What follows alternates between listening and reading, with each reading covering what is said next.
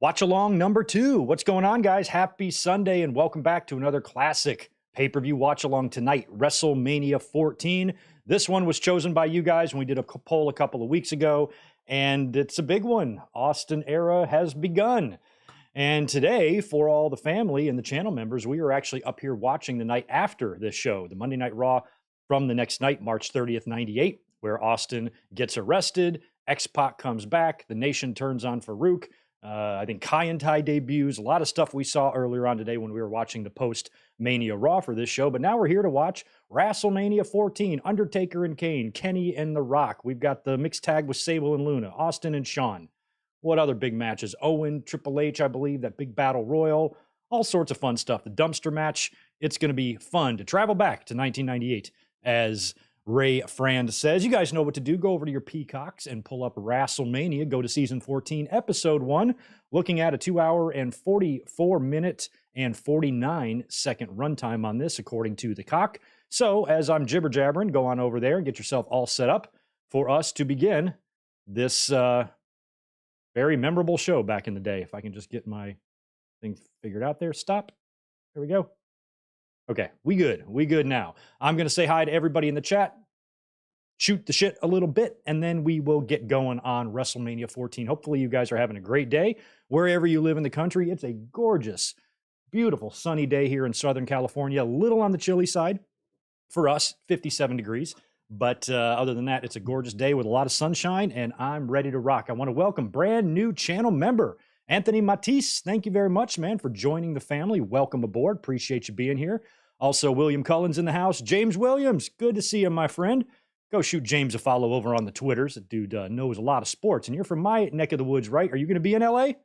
Yes, you are. Of course you are. You live there, don't you? Yeah, James, I'm going to be there this weekend. 1 week from this very moment, I will be in my seat watching WrestleMania, and I'm going to be there all weekend long, starting, James, next Friday night. So this coming Friday, if you're going to be around the Staples Center at the Yard House about 7 p.m., until about, 10, 11, 12, however long we hang out. We're going to be hanging out at the Yard House, a little group member subscriber meetup. If you're around, James, come hang out. Otherwise, I'll be at WrestleCon Saturday and Sunday before Mania, and then I'll be at SoFi as well. James, hope to see you, man. Good to see you here, too. Ray Frand, you're here, too. What's up, man? We are Pro Wrestling. So glad you are here. What did you say about WrestleMania 14? I missed that. Max Pokebra, the Juliet, Deshaun Robinson, and George Morris rounding out some early channel members. I got a lot of super chats to answer, too. I appreciate that, guys. I will get to those in 1 second. Want to say hello to Mohammed as well. Swaggios9, David Brown, Jay Lambo, Amanda B., Ray Frand, John J.E. Dennett, and Queasy. More channel members. Good to see you guys. Hassan Terrell, Crash, Ben Espinoza. Hassan, I got you. Serge, Zach Palgett. Right on. Let's go all the way back. Oh, we got a very generous. Let's skip all the way ahead to Stone Cold. I know I got some $5 super chats to hit, but let's shout out Stone Cold with a very, very generous $50 drop there. Thank you so much, my friend, for that. WrestleMania 14 holds a special place for me because it was my introduction to wrestling. No shit. You picked a pretty good day to choose to watch wrestling, my friend.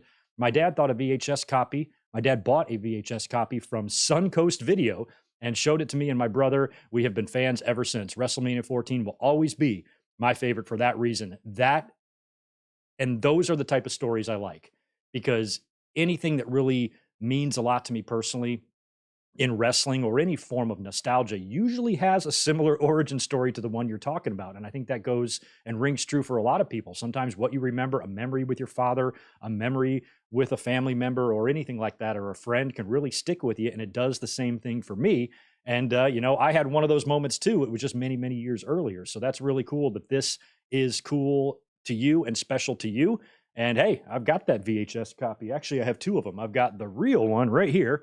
This is the good old WWE copy of WrestleMania 14, Austin, Tyson, and Michaels. And then I have that little knockoff version that they would include in those like box sets. So we have got two WrestleMania 14s, two of them to display here during the show. That's a really cool story, Stone Cold. I'm happy to hear that, and I'm glad that this one is going to be special for you to watch. Way to go. Thanks for being here, my friend. Let's go back up and say hello to George Morris, who's usually the first one I answer here. He's usually the first one in with a super chat. Appreciate that $5, dude. Hey, Greg, how are you doing? How is Tito? My beautiful loving cat Strudel, ear infection, to the vet tomorrow. WrestleMania 14, 10 out of 10. Be safe. Much love to Strudel. Hopefully, Strudel gets that ear infection cleared up. It's got to suck for cats. It sucks for humans. I can't imagine how it is for a cat. Tito is chilling. I build, usually when I go to bed at night, if he doesn't sleep with me or if I'm doing a stream, I build him a little fort on the couch. That's what that plaid Cactus Jack Mick Foley looking blanket there is on the couch. And he's underneath that, chilling in his little fort. So he's usually in there or he's right under my feet. Either way, Tito's having a great Sunday. And he wishes all of you a great Sunday as well. Deshaun Robinson, appreciate the $5. We'll just knock out a couple more of these and then we will hit play on WrestleMania. Thank you for the 5, my friend. Hey, folks, hope everyone enjoyed the watch along earlier. I was at a group brunch. The mimosas were calling my name. Nice. Mimosas on Sundays. I think if I've ever had a mimosa, it's only been on Sundays. I think I prefer Bloody Marys over mimosas, but mimosas can get you, man. Mimosas can get you. We run some mimosa specials at my place too, where we basically give them away. We do like $5 a pop, like super cheap, but the champagne that we're pouring in there is shit. I pay $3 a bottle for the sparkling wine that we pour into those mimosas, and people pay $5 a pop for them, and that's a deal. But most of the mimosas can get you because champagne is a whole different story. Deshaun, hopefully you got your wits about you and you can enjoy WrestleMania 14 with us. Kevin, good to see K-Dog's Kennel as well in here. Next sponsor video will be the complete lineage of the Winged Eagle title and everyone who held it coming after Mania 39. Kevin was talking to me privately about this topic that he wants to sponsor. And I think it's a great one. I will have a great time talking about that because I don't even need to do any research. I know every single fucking thing that the Winged Eagle title ever did and every show that it was ever on. So I cannot wait to talk about it and to chronicle its 10-year history in the company. That's going to be fun. We'll try to knock that out just a week or two after WrestleMania 9. That video will definitely be coming in April.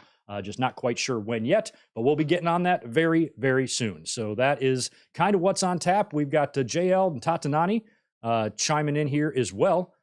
And right on. Okay, I think we're ready to go on WrestleMania 14. You guys know what to do. We watch over on Peacock. Once we all hit play together, the timer above my head will begin to run. If I experience a connection problem or you experience any problems or there's any sort of stall or problem at all, the timer is our safety net. Just match up your Peacock to the timer. Everything is going to be fine. So we'll do a countdown from 3 and hit play here together in just a minute. Let me just prepare my fingers. And like I said, on the WrestleMania tab on Peacock, Season 14, Episode 1, 2 hours, 44 minutes, and 48 seconds, 49 seconds, something like that. 2 hours, 45 minutes is what this thing is sitting at. So we're going to hit play now. Shout out to the DMY2K. You've been watching me for 12 years. Tell me about it. I can't believe I've been doing this shit for 12 years. I've been doing it the entire time I've been living in California, which is crazy. So anywho, we are ready for WrestleMania. Let me just get my hand on the timer and on the play button. I said this earlier during the members only one. I'm like, this is so difficult to do just because of the positioning of my hands. But all right, cool. I think we've got it. Y'all ready? Here we go. 3, 2, 1, play. Nice. That's how you do it. This is a reshoot. This pisses me off. I can already tell.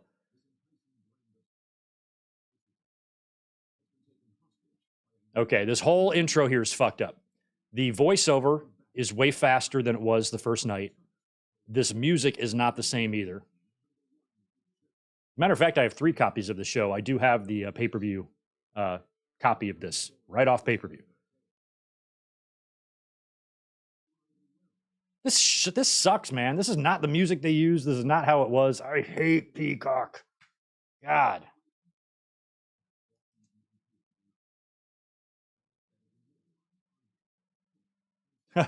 You know, Zach, I wish K-Dog can probably fill you in. I wish I knew more about how to gift memberships. I know you can do it. I've just never done it and used the interface myself. I guess you just have to pick somebody's name and it goes to them. I guess that's how it works. Either way, anybody who's gifted memberships, 2 memberships got gifted yesterday. Or was it today? Yesterday. That's really cool, you guys. Appreciate you doing that for folks. I'm probably pretty sure I could even give out memberships. I probably should. We'll look into that. I did throw my P.O. box in the description of the videos, and it's up on my channel as well. I've had a P.O. box for years and have never let you guys know what it is. Some of you guys know who contact me privately. I'm like, I should put it on the channel in case anybody wants to send me shit. We'll do some unboxing videos on the channel, stuff like that. All right, so that shitty reshot, overdubbed intro is over, and it's time for WrestleMania. M&Ms are the official candy of the new millennium, by the way. New millennium is coming up in 2 years. Are you guys worried? Like, do you think anything's going to happen with the Y2K stuff? Like, are our computers going to stop working? I hope not. I like my computer. I was downloading so much Metallica songs off Napster today. It was awesome. All right, here we go. Nation of Domination. Or it's actually just Godfather and Farouk. This is the Tag Team Battle Royal that they're opening with. Resurrecting the old WrestleMania Battle Royal tradition, which I really thought was cool.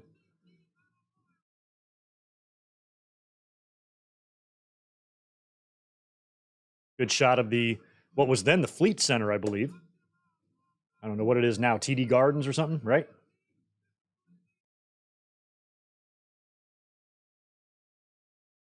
I like that they're all, okay, so they all just start the match by jumping in the ring and fighting. That's kind of cool. That's the opening shot of Beyond the Mat, this match.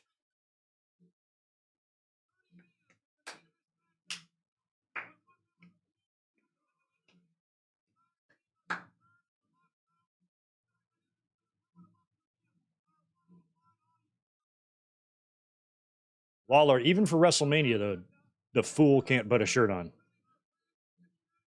You guys know what to do on those likes and all that stuff. Like the video, helps the algorithms.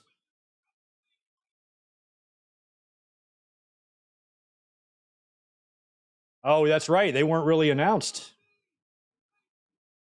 They're back. I still like their original theme way better than this one. Yeah, Jim Cornette's out there backing up Bombastic Bob and Bodacious Bart, or vice versa. I still don't know to this day which one's bombastic and which one's bodacious. Neither one of them are bodacious or bombastic.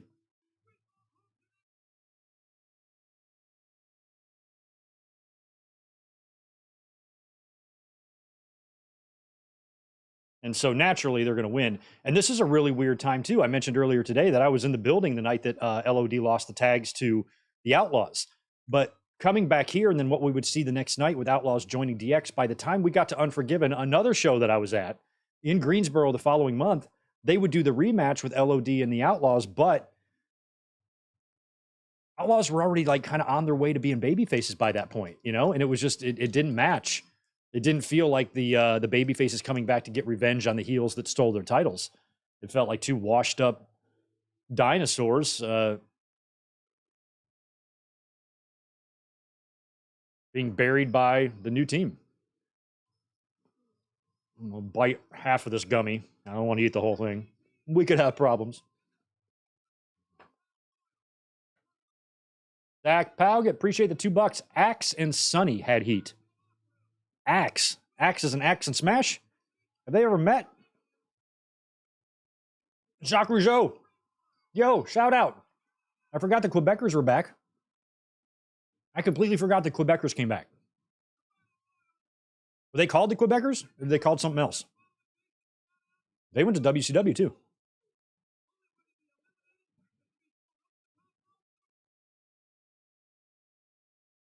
Crazy seeing the Quebecers.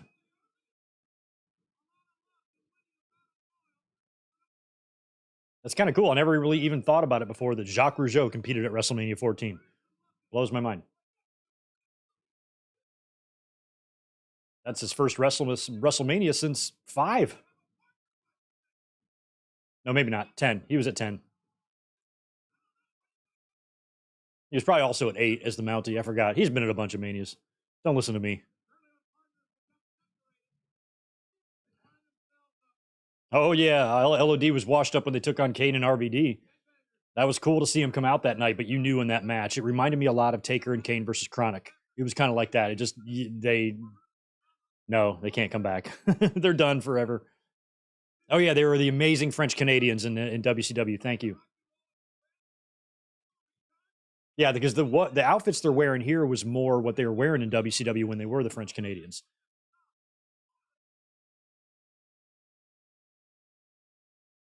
But it was kind of totally random to see them come back. I almost don't have much memory of them. I remember them being back, but I can't remember a ton of Raw matches they were on. Kurgan is out there. What was Kurgan even doing out there? Got to get a look at the teams here. It's kind of a mess. I don't know who Brian Lee's partner even is. Because there's 3 of them. Well, maybe they have a Freebird rule. There's 2 Harris boys and Brian Lee in there. Here comes Barry Windham.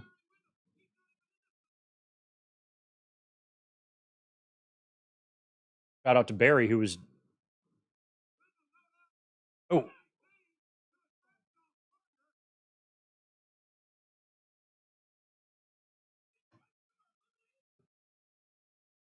Yeah, Don Callis is out there. We'd see him. We saw him earlier today, too, on the members only watch along. Kurgan, who did Kurgan beat today? He beat Brian Lee. That's right, and he drug him away by his face. That Jacques and D'Lo. Oh man, that Jacques. Scotty Too Hottie's in there. I haven't even really gotten a lay of the land here. Scotty's in there. I see Blackman. Who's Blackman's partner? Who the fuck is everybody's partner here? Rock and Roll Express is in there, who I'm just seeing now. There's Ricky.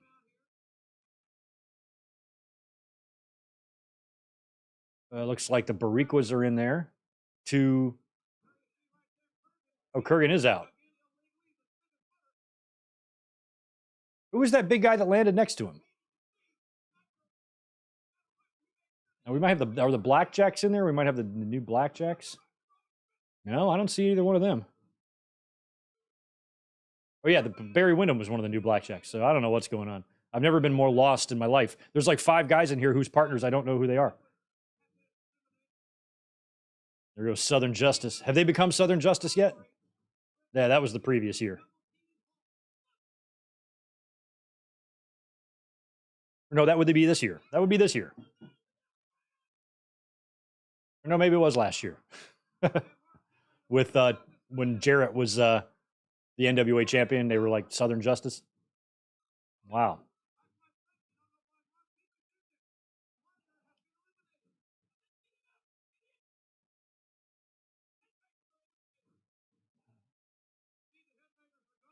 Oh, Hawk or Animal? Okay, yeah. I was like, somebody said Axe. I'm like, Axe, like Bill Eadie? I don't think Axe and Sonny have ever met. But Hawk and Animal, yeah, I could see one of them having heat with her. I don't know why. Probably for the same reason that anybody had heat with Sonny. She was a fucking bitch. I can't see any other reason. She was not well liked. You know who also hated her? Paul Bearer hated Sonny.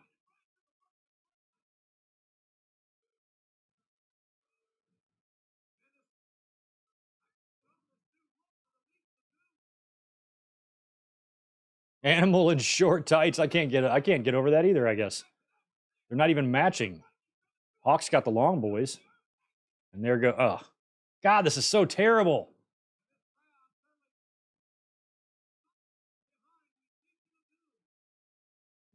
I mean, you do have some, like, look at who's in here. You got friggin' Canterbury, who's a badass. Hawk could kick anybody's ass. So could Animal. The Harris boys are in there. Bob Holly. Every guy in here could, even Bart Gunn, until he ran into Butterbean, proved that he could fight. I mean, when you look at this group, I'd say that Phineas is probably the least tough. And he's pretty fucking tough. A lot of tough meat. This is some $2 steaks in that ring right now.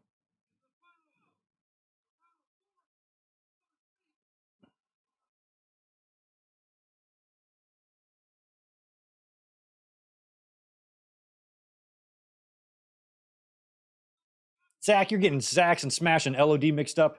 Did you like the tag team of Bret Hart and Marty Jannetty? They were great. They were called the Harters. They're awesome. Geisha's Bob. There was another tag team too in the 90s. It was really good. It was Shawn Michaels and Jim Neidhart. They were called the Rock Foundation, and they were solid, man. Really good team. Check those guys out, Zach.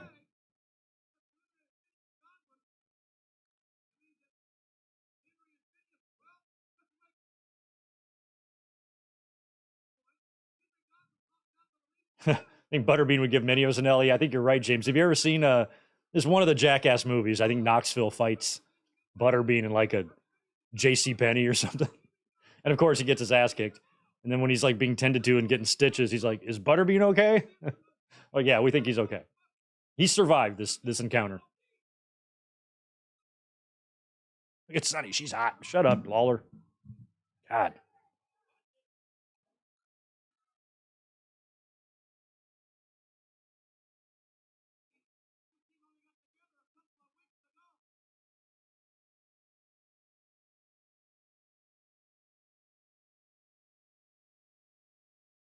Come on, Bodacious. Cornette's happy. He thinks it's over. Animal did not get eliminated, did he? Did he? Did he just get tossed out of the ring? I didn't see Animal get eliminated. Unless he's just, oh, he's outside. I see him there. Fighting back, Hawk.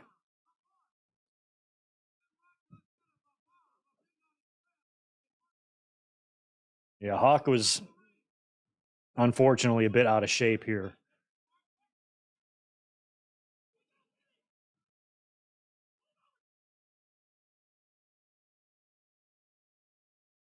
There we go. LOD picking things up now. Going to get rid of these midnighters.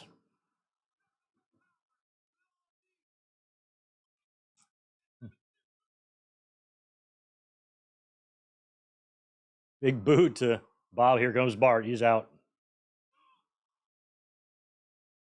And just like that.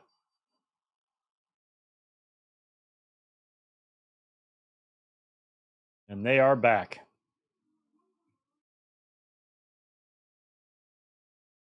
Interesting pairing with Sunny. I mean, I get it. You know, sex was pretty much the top draw in wrestling at this time. So sticking, you know, one of the hottest women in wrestling with the LOD, help get him some cheers. I could understand the decision, I guess, but just an odd pairing. Never really fit.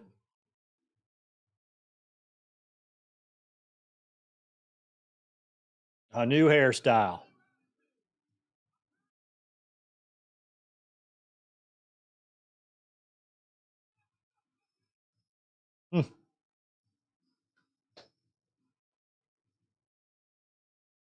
Two great AWA tag team, NWA tag teams going at it. Yep.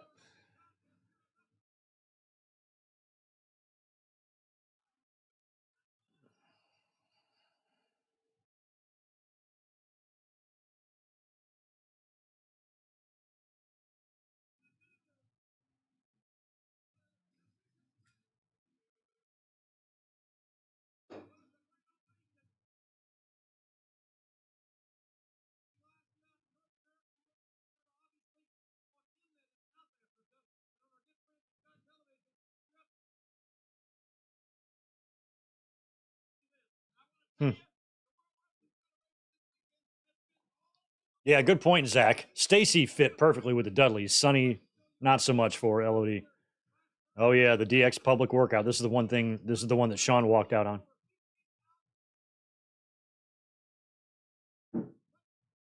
15,000 fans there doing that.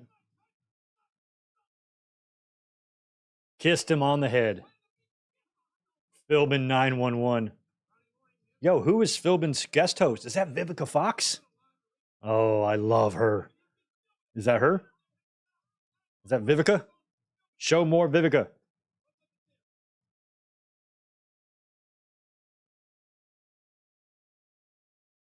That is Vivica Fox. I'm happy about that. Give me Regis and Vivica any day over Regis and Kathy. Or Kelly or whatever her fucking name is.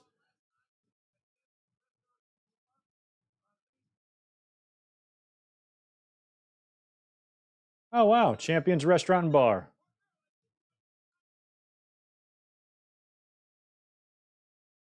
This is cool. VIP dinner. I want to go to this. We got Owen, Lawler, Jarrett. That's cool. Show more of that too. All right, here comes Aguila and Taka.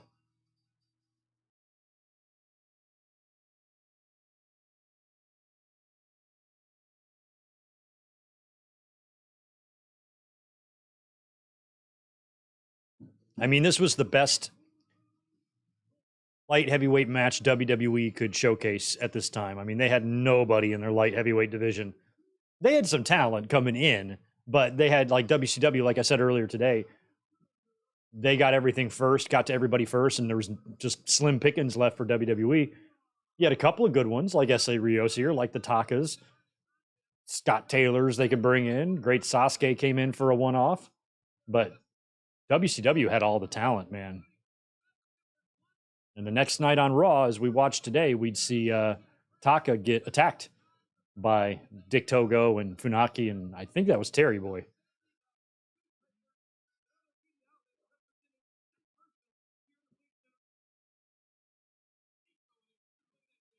WWE refs at this time were still having that little patch that I think would eventually go away now that they're full on into the scratch logo here. They'd be phasing that out.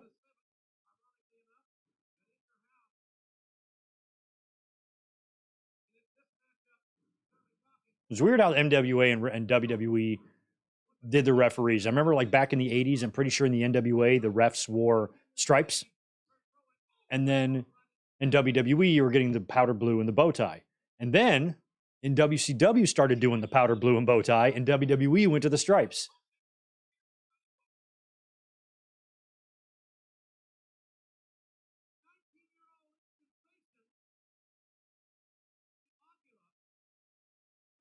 I've got an acai sorbet on our dessert menu.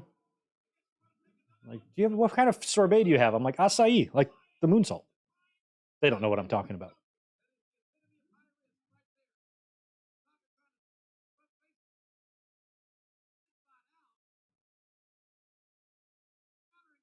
Building is really well lit.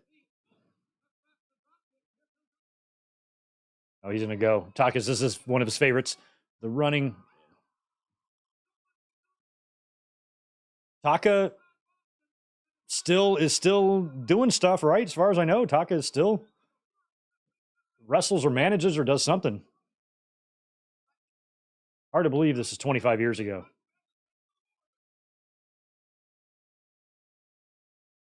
Lawler, you're gonna run. You're gonna run to the border of Mexico from Boston.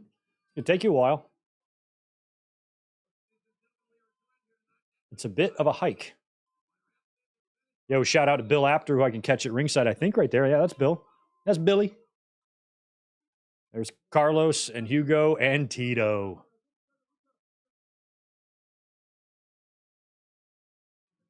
Miguel Cabrera, Hugo sandwich, turkey sandwich, and Tito, my cat.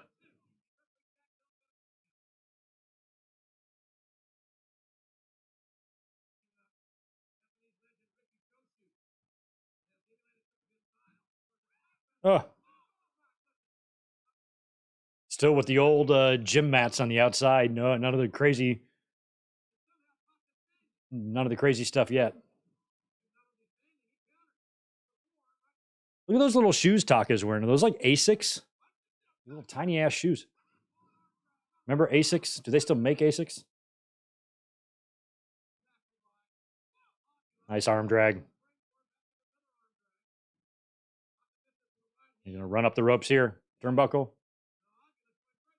Wow. Part of the reason why I think the previous year WWE was trying to get involved with the minis is because it was giving them that type of style. And I think in their mind, they were thinking, well, WCW's got the cruiserweights, they've got everybody, so let's capitalize on the mini division.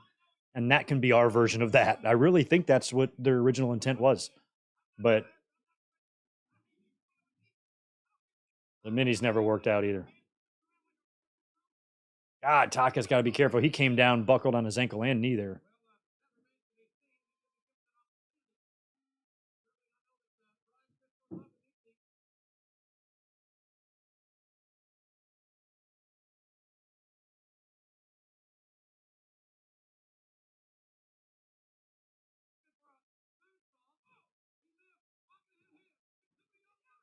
Thanks for 5 more, Stone Cold. Very generous today. Michinoku Driver is one of your favorites. Is your brother's one of your brother's favorite finishers? That's cool. It's an awesome move.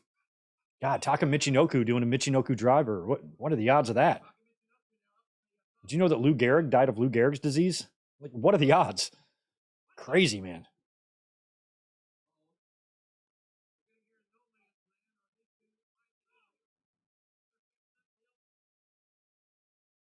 Taka jumped with Aguilar's knees were already up before he even launched off the ropes. Open your eyes, Taka. Come on.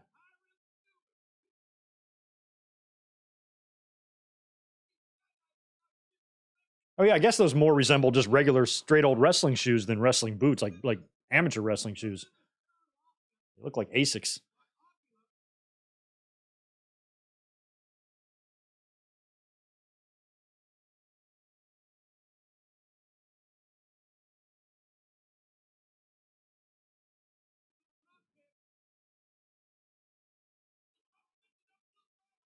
Oh yeah, Lawler liked to call him Mitchy No Clue. Lawler sucks.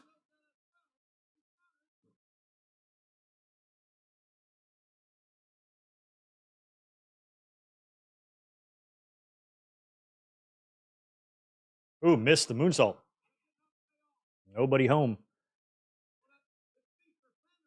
Nice. I forget what the name of this roll up is called, but I've always liked it. Brett beat the Bulldog with that at In Your House. There's a name for it. I always forget.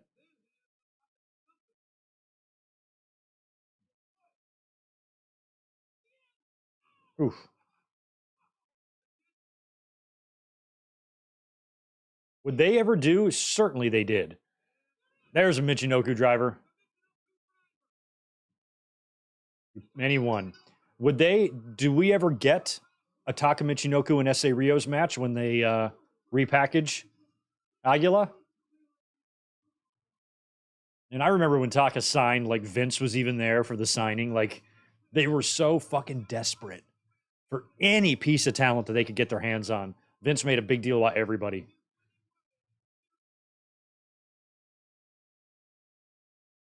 Oh, look at there. Nice little sportsmanship. Code of honor.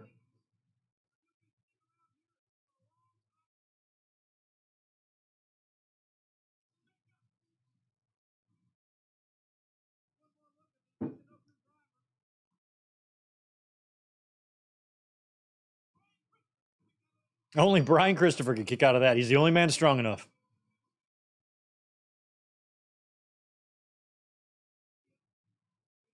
Yeah, had an indie match vibe, but that's, these type of matches in that style, man.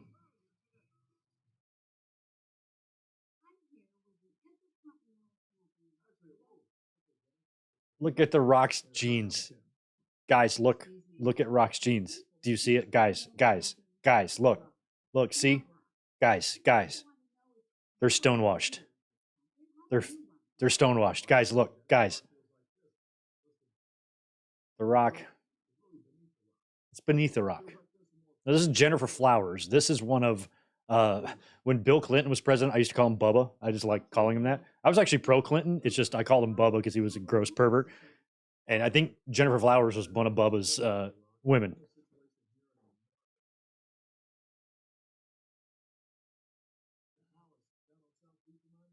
Mm-hmm. Rock's got that baby fat still.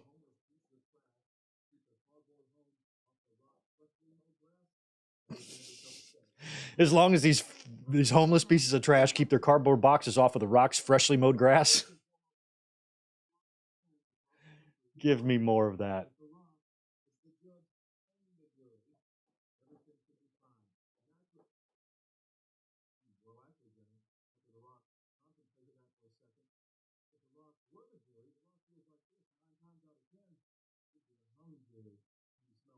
Yeah, Rock, I don't know if I buy how hung your jury is.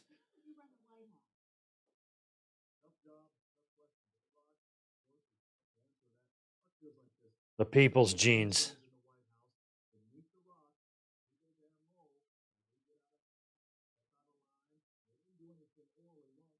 Orally wrong. Oh, man.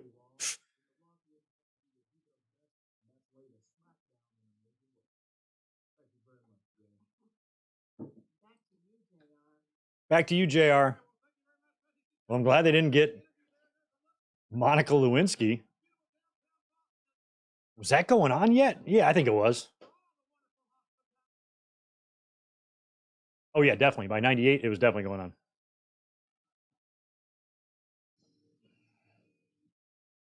I follow Monica Lewinsky on Twitter. She's great. Great sense of humor, too.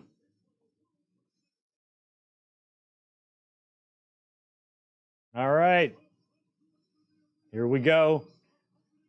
You know what's maybe not an unpopular opinion, but it's the way I've always felt? I've never been a fan of like live music performances at WrestleMania for the theme songs. Like, I'd much rather hear DX's regular theme than this shit that they're playing now.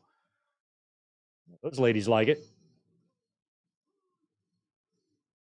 Rest in peace to Chris Warren, leader of the DX band, passed away a couple years ago. But I'd rather just get the regular music.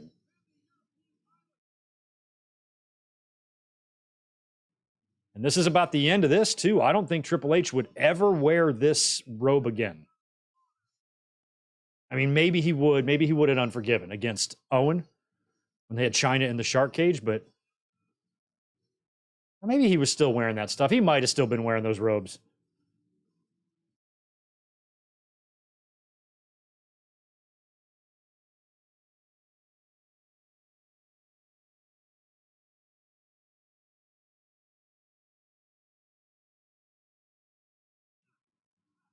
Huh.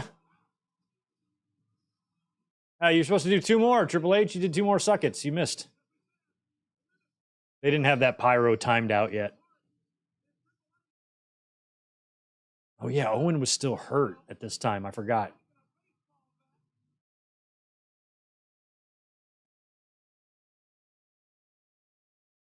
Yeah, I do like the gear. I mean, I like the long robe on Triple H.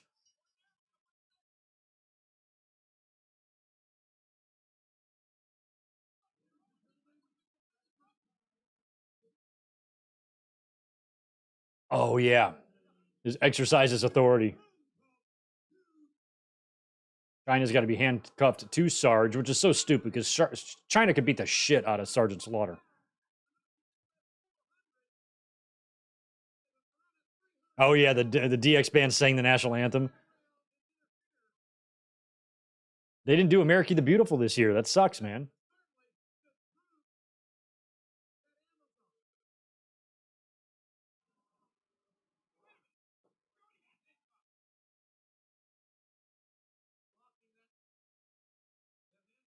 Oh my god, this is handcuffs never work. China's already got her handcuffs on her.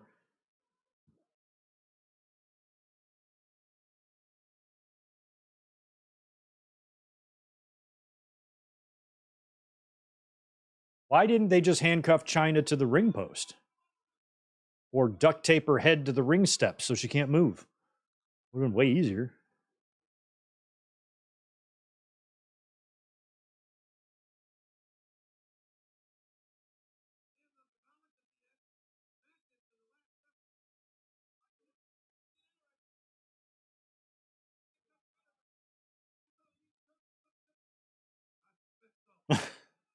Lawler. She's pushing Sarge away. Get the hell away from me.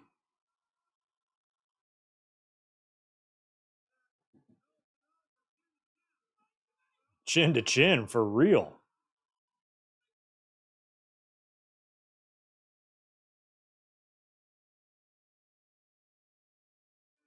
Look at the shape China is in. My God. She's been neutralized. I don't know, man. I think she could bench Sarge. I mean, here comes Owen. This weird music.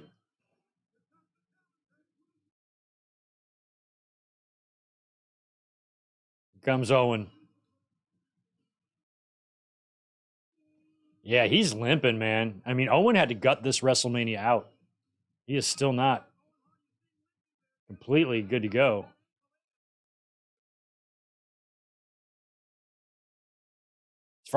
As far as I know, that was a legit injury because I remember them talking about him missing this match possibly before the show.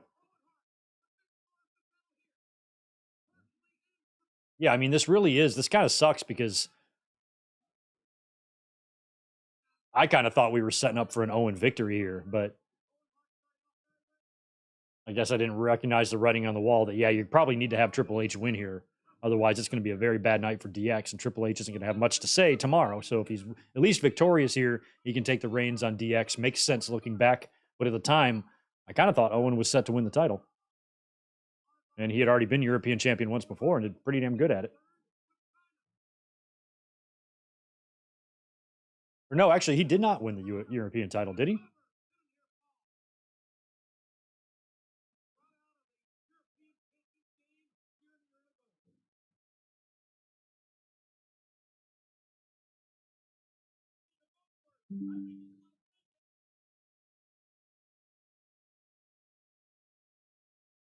Brian, yeah, Owen trying to fake being a babyface.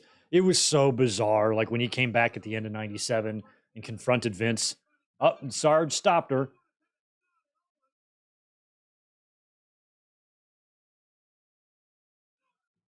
And it was interesting too, because I mean, I thought maybe they would try to run with Owen, but politically, that wasn't gonna be allowed. I'm like, because there was a large fan base, much like there's a large portion of the audience that think Christian is better than Edge. And there's a lot of people thought Owen was better than Brett. Same amount of fans exist.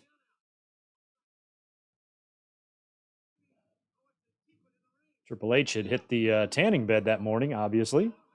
Looking good.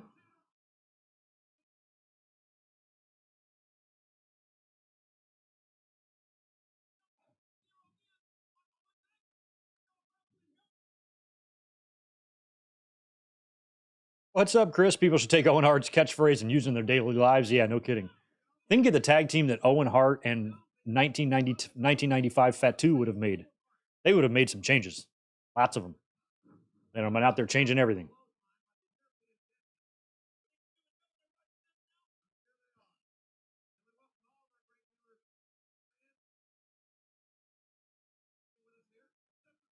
See, now that one I don't agree with. I think Marty was awesome for sure. But I do not think he was better than HBK. But Marty could work. Marty could definitely work. There were parts of his ring work that might be better than HBK, but overall as a performer, no. He had way too many problems, even more than Shawn. Didn't have quite as good a look as Shawn. Maybe wasn't quite as marketable Shawn, and certainly couldn't cut a promo like Shawn. Not even close. Not even close. So no, I am definitely not thinking Marty is better than HBK. Not at all.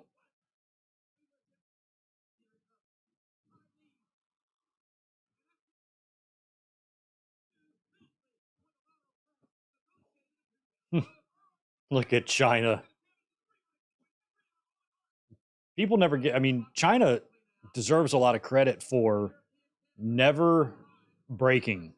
I mean, a couple times she might have smirked, but she was excellent about standing there stone faced while the other members of DX were acting like dumbasses.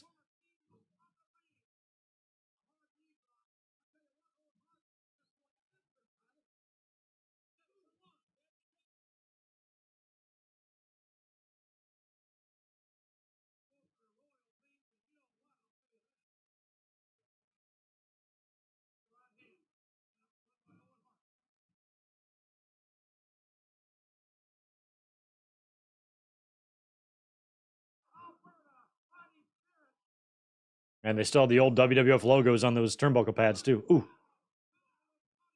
Took them forever to make that WWF scratch logo transition. They started that when Brett was still there. And they still got the old logos on the ref shirts and on the turnbuckle pads.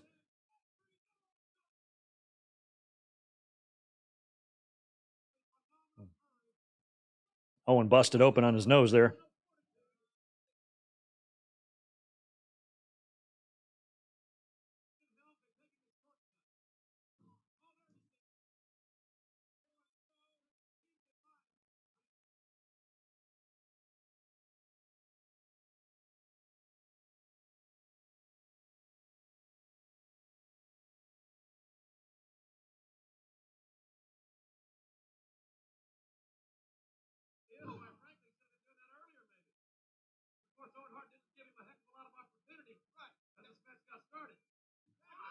Oh,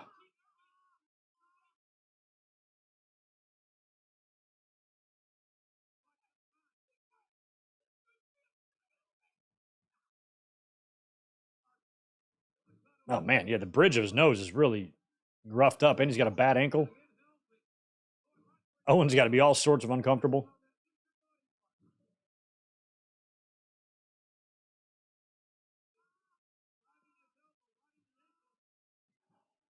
Hey, that's a good. China could have been a female Undertaker. She definitely had the facial shit down, and she never spoke.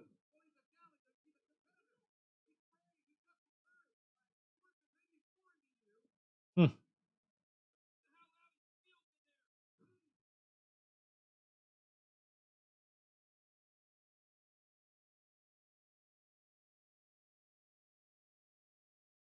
Yeah, Julia, this might you might be right. This might be the last one. I mean, I was at Unforgiven. I was there. I don't know why I can't visualize the turnbuckles in my head, but there's a good chance the scratch was on there.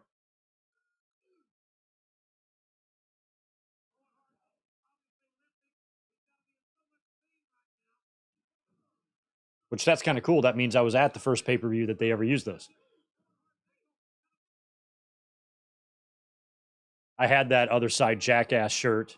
I don't think I had. Oh wait, maybe I did. I think I did have the SCU Stone Cold University. I had that one, the other side jackass, and Austin 316.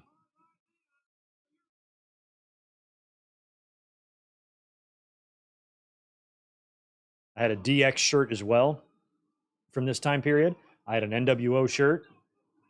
I had Cactus Jack. I had a Cactus Jack shirt, and I had the Brian Pillman memorial shirt that they released when he died. And I used to wear that to shows all the time. I wish I still had it. I lost it or threw it away by accident or something. It was super faded, but I still wish I would have kept it because when I would wear that to shows, I got so many compliments on it because it was like a back of a magazine order thing. It wasn't like it's not like the internet where you can just get a link on Twitter and bloop, push one button and it's at your door in 2 days. It was like you had to do a little work. So not a lot of people had these things. So every time I would go to a show, you just walk into your seat. I love your shirt. I love your shirt. I love your shirt. People saying that to me every time. Very cool. I missed that shirt. Wish I still had it.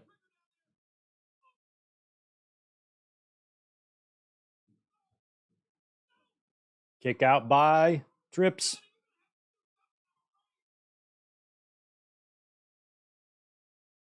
I don't understand the Trips name. I've never gotten into it. I've never called him Trips. I hate that name. It doesn't make sense to me why we call him Trips. Why don't we call him the Tripster or the Tripinator or Big Time Trippy Jam or Triple Mania or I don't know, some other than Trips. That's stupid. Hunter. You call him Triple H or Hunter. Other than that, he doesn't really need a nickname.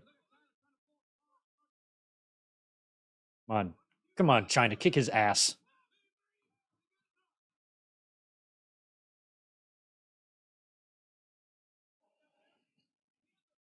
Speaking of NWO shirts, right behind me there, that snazzy, if I can put my finger on it there, right there. There it is. That snazzy Good Mic Work NWO logo shirt is available right now on the YouTube store.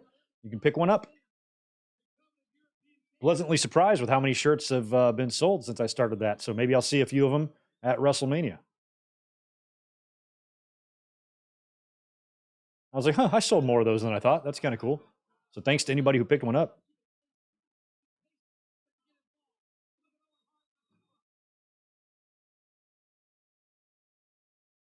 I hate this drop. Nope. I thought he was going for the missile dropkick high cross instead.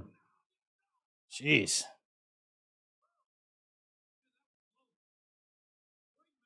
It amazed me that Owen and Triple H, I think, stayed on relatively good terms. I mean, Triple H was pretty broken up when Owen died. And I know they would still rib each other and stuff. So, oh, headbutt to the balls. Love that spot.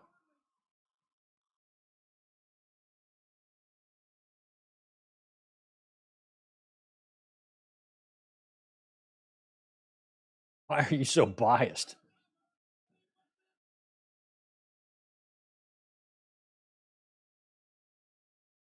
Man, that is such a young version of Bill Apter out there. It almost doesn't look like him. Maybe it's not him. Jeez, he looked super young.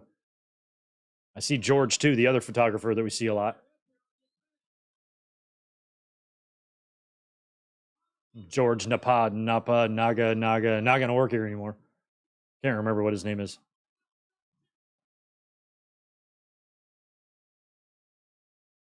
Crowd's popping for the sharpshooter. Yeah, that guy, ECW guy's holding a Rob Van Dam sign. Come on, China, where's your salt? But she's still getting to him. Look at that, Sarge. You're useless. You're so useless, Sarge.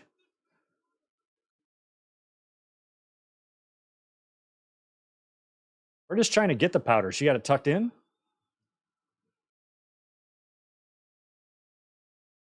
She's already pulling it out. She's got it in her hand, I can tell. Sarge, you're so stupid. Pay attention.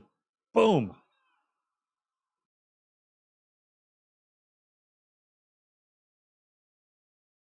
Oh, Triple H with a knee. And then into the low blow. So even the stupid handcuff stipulation still didn't work.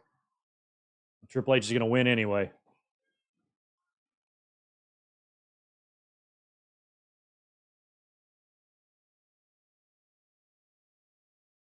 Good. Now we get the normal DX music playing. Good. It's the only time we'll hear it all night.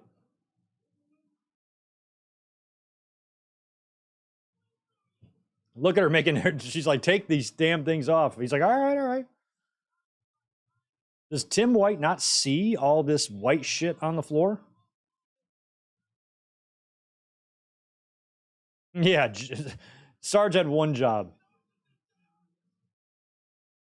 Those fucking keys. I think they get it off of her. Yeah, there we go. Come on, hit Sarge one more time. You know you want to. Yeah, there you go. Yeah, fuck off, Sarge. Oh, dear. Oh, no. Over the barricade. She is so awesome. She is such a fucking badass. I mean, Slaughter must have said something dirty to her. It's Slaughter's fault. Stupid pervert. It was sexual harassment. That's what it was. Look at all that. How much does she need? Oh my God, he took that square in the face too. I hope he got his eyes closed in time. Hit Owen in his heart. Ugh.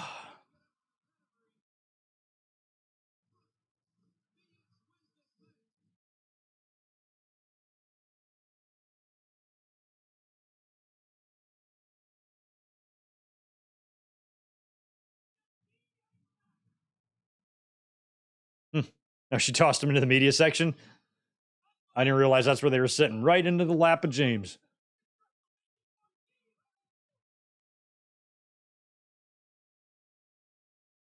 Oh, the old WrestleMania song. We love that. I love reading the signs.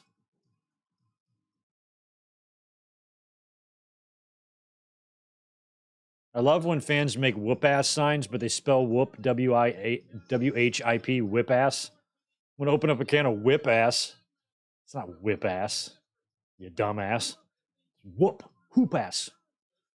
All right, so his mixed tag is up next. Mero, Sable, Luna, and Goldie.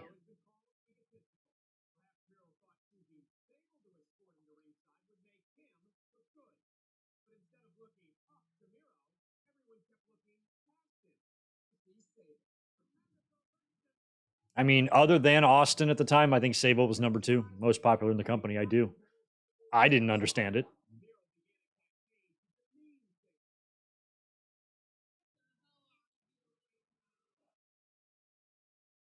Like, I understand in 1998 that maybe boobies and titties weren't as accessible as they are today, perhaps, no crazy internet. I mean, there was internet, but, not like now, and the OnlyFanses and the Instagrams and all the boobies that you can see. Granted that it wasn't, good God, look at Goldust. Granted that it wasn't really in full swing yet. The fans' excitement and desperation over a pair of tits was, I'll never understand it. This is coming from a heterosexual man. Like, yeah, sure, she's hot, but goddamn, do we have to like fall out of our seats over it? Like, Jesus. Look at how big Goldust is. He's put some weight on. If I tried to talk like that, I'd hurt my throat.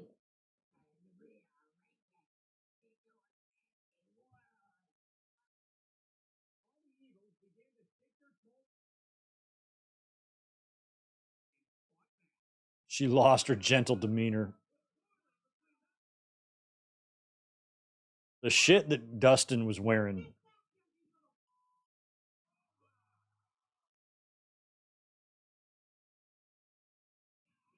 I mean, props to Luna for putting her over.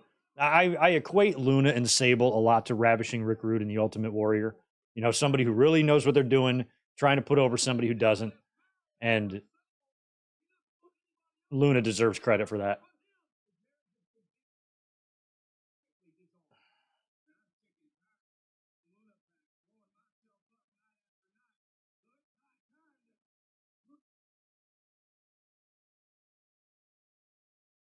Yeah.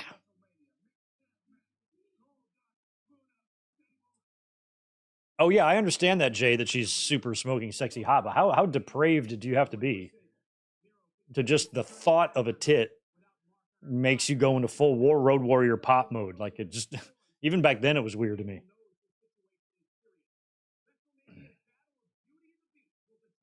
Maybe it's because I had a girlfriend at the time. I don't know, but I didn't get it.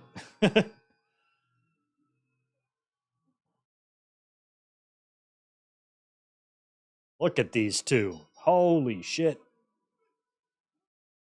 Look at Goldust. Oh my.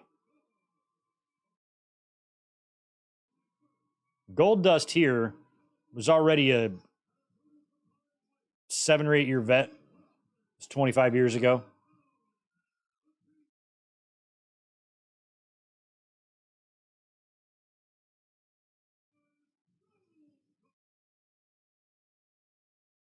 It's crazy the shape that Dustin is now. Like when you see him here, it doesn't even look like this thong.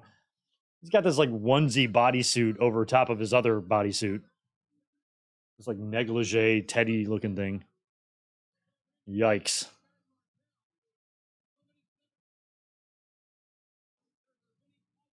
Vinny Pazienza. He did a couple things for WWE. He might have been at the next year's WrestleMania. I think he was there judging Barton Butters. Fans want Sable. There she comes.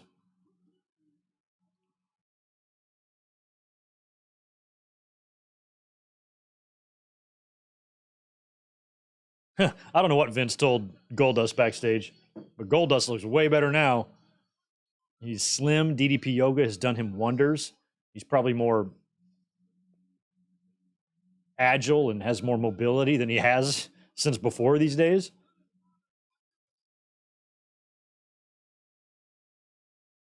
What the hell did Goldust do at 13? At 12, he did the backlot thing with pipes.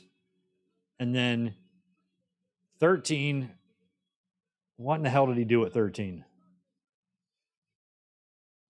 Pretty sure he was there. Was he involved in that Rock? No, that was Rock and Sultan. What the hell did Goldust do? I can't remember what Goldust did. Maybe he was injured at WrestleMania 13. Oh, Triple H. Yeah, thanks. That's right. They were feuding. They had the Rumble match, Mr. Hughes. It was Goldust and Triple H. Okay. So does that mean?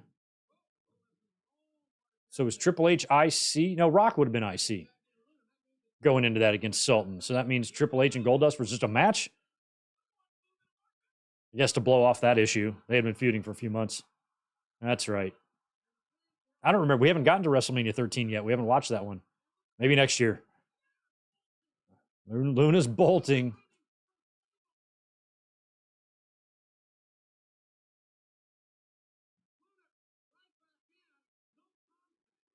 No contact at all. Because in real life, Luna would murder Sable.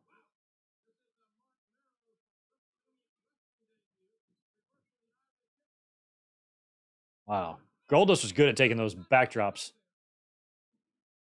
Ooh, we got a tag into Sable. Little double team action here by Mero and Sable. Ooh, thrust kick. Yeah, martial arts Haku kick right to the face of Goldust. Yeah, we are pro wrestling. I think next year we're going to be having to do a bunch of bad ones. We're probably going to do WrestleMania 2, WrestleMania 13, probably WrestleMania 9. Might do 2. Let's do 2, 9, 11. Yeah, 2, 9, 11, and 13.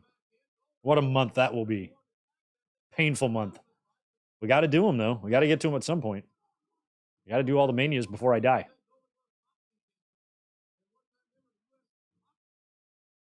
And then once we finally get to all of them, I'll make one big, long, 300-hour video of me doing all the streams in a row. By the way, for you Patreon supporters, today's members only watch along that we did, I'm going to pull the footage and edit it and put the whole thing up in its entirety on Patreon for you guys. So you can check that out probably tomorrow. I'll get to it tonight. It won't take long. I'm not going to edit it. I'm just going to put it up there in its full form along with the footage. And it'll be up on the Patreon channel. Anybody who pledges $1 a month has access to it.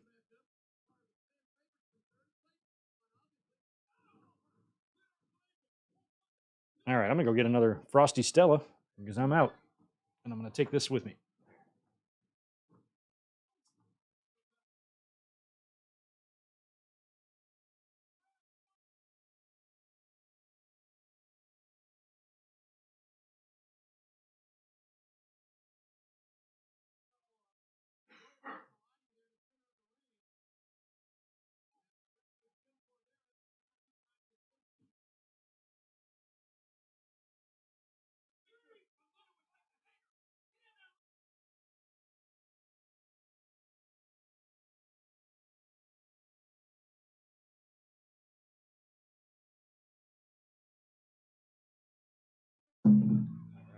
Salem, be right there.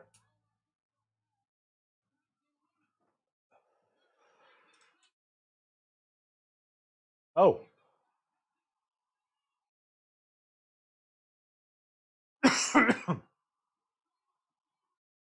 Get it, Sable.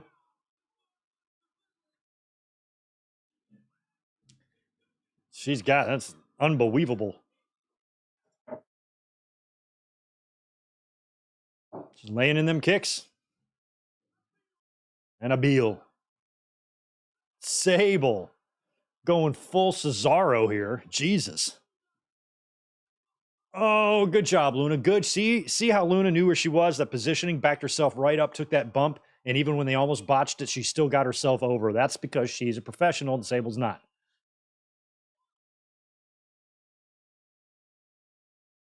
Gotta hope Brock isn't watching this. Please don't murder me, Mr. Lesnar. It's nothing personal against your wife. I just think she sucked.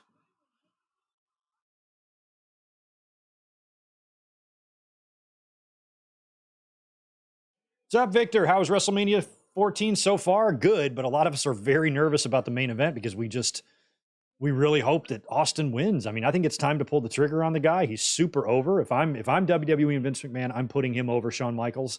So let's just hope when we get to the main event, Shawn doesn't win and WWE drops the ball. We're all very nervous over here, Victor. Oh, low blow to Dustin. This is really a match with 3 heels and a babyface. DKO, nice counter into a DDT.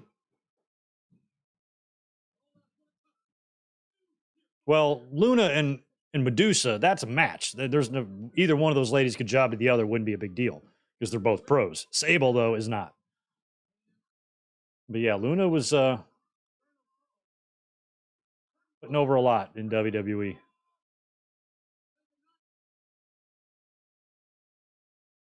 Even for a brief time in '93, they were positioning her to have a match with Sherry and put her over too. Remember, 2 of them brawled all over Monday Night Raw in the Manhattan Center? And Sherry had to use Macho Man's hat to cover up her fun bits.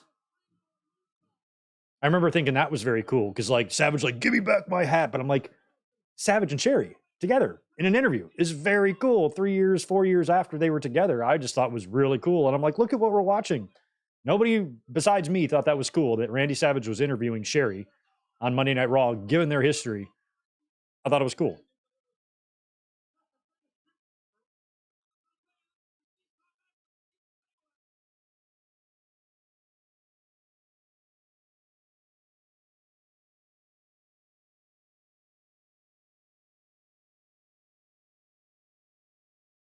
Yeah, I agree with you, Jay Lambo. I think it's Austin's time. I think for WWE to not put Austin over tonight would be a huge mistake. So let's hope. Believe you me, if we watch the show and Sean wins tonight, I'm going to rant on my WrestleMania 14 review. Oh,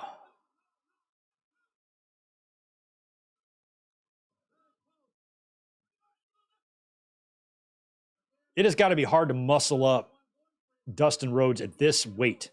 What do you think Dustin is at? I'd go 280 on Dustin. He has got to be 100 pounds heavier than me. So I got to go 280 on him. 270 maybe.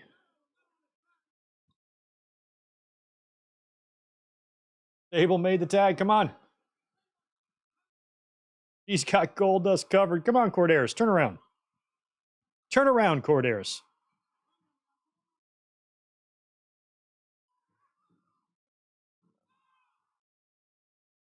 Sable missed. Or Sable moved. Excuse me. Luna missed. Give her a neck breaker.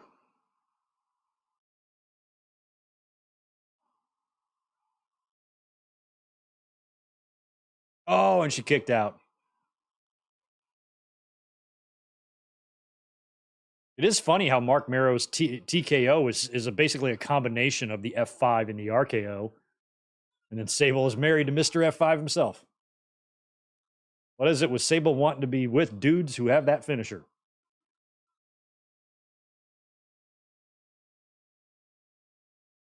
Her and Brock ever break up, maybe she can go to AEW and start dating Wardlow. Oh,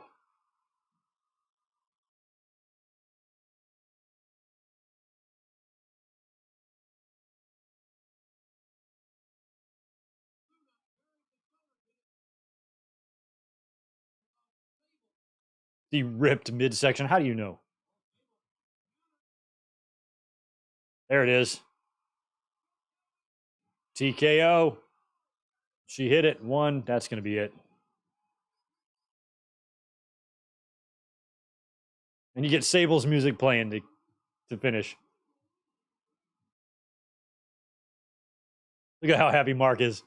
I won. I won. You didn't do shit, Miro. Think about what the course of wrestling history would have looked like had Mark Marrow decided to not bring Sable with him to that contract signing that day and for Vince to become madly obsessed with her. Eventually, he would have brought her to work and Vince would have seen her and become obsessed anyway. So nothing would have probably changed. Oh, there's Marrow putting her over. You better. Sable, will you marry me? I don't think you can get married twice at the same time. Certain that's a law. Okay, I'm not really a big fan of Sable, but here she's pretty hot. I'll say that.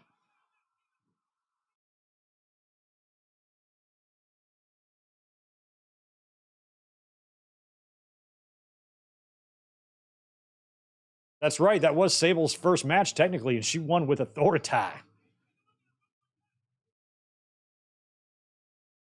She delivered it, and Luna sold it perfectly. Oh, it's dumpster match time. Nice. Oh, no, that's still to come. Maybe that's next. That's got to be next. Oh, maybe this is next. Rock and Shamrock.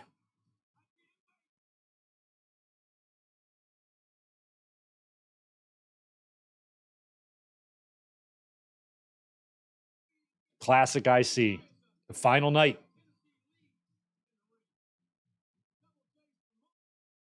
Double. Oh, Tennessee Lee's in the ring, y'all.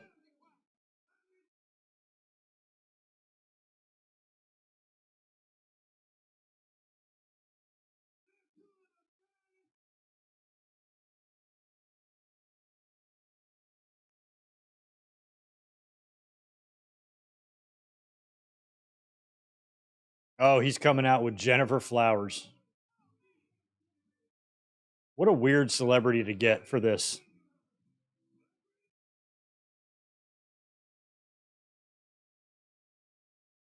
Jason Byron, yeah, we probably should. Now, next Sunday, I'm going to be in LA for WrestleMania, but the Sunday after that, we need to do a watch along. Now, we're probably going to be moving away from WrestleManias and going into either Backlash shows or maybe some WCW shows. We haven't done a WCW one in a while, so maybe a Spring Stampede.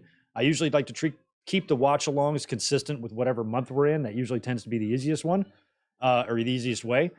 So if there are any good April or May pay-per-views from either company, don't suggest any ECW ones because we'll probably save ECW for members only. But something WWE or WCW, a big pay-per-view from one of those months. She spells it with a G. The fuck? One of those months might be good. Jennifer with a G? Jennifer. It's my name, Dredge.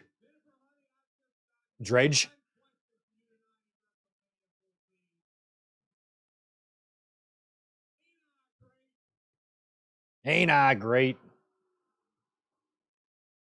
I mean, kinda, but not really. So far, two AEW wrestlers have now been in the ring at WrestleMania 14. Maybe even more than that if you think about that Battle Royal.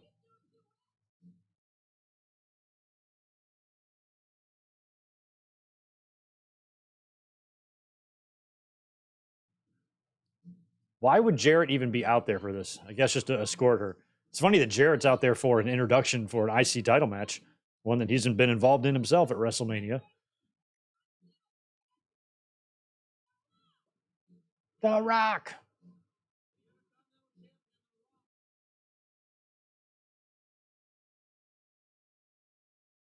Why did they get rid of that title? I just will never understand it.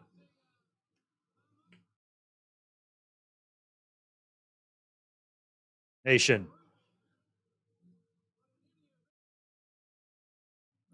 Get a load of Stokely's gear on Dynamite. So good.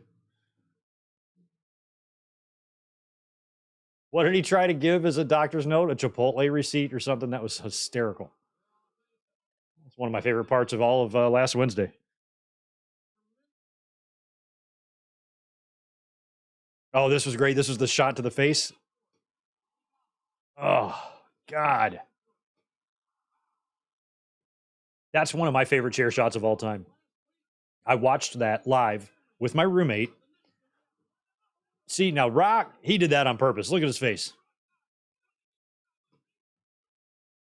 Nails Farouk.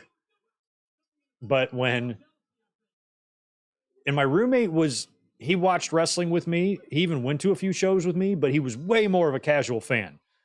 He would not watch it on his own. He would never be watching wrestling without me there. You know, he wouldn't choose to watch it by himself, but he would watch it with us all the time, go to shows. So he was familiar with the product. He knew who everybody was. And when Ken Shamrock ate that chair, he jumped off the couch and just laughed. I've never seen anybody laugh so hard. He goes, "That was the sickest thing I've ever seen." Like, it's just shots like that. I mean, that was like really innovative. Nobody's taken an unprotected chair shot to the face until a couple of years later when Brock would outdo him when he took that shot from Jeff Hardy. Remember? That's the worst one I've ever seen, easily. But before that came the Shamrock one, and I'll never forget my roommate's reaction to that. He was losing his mind.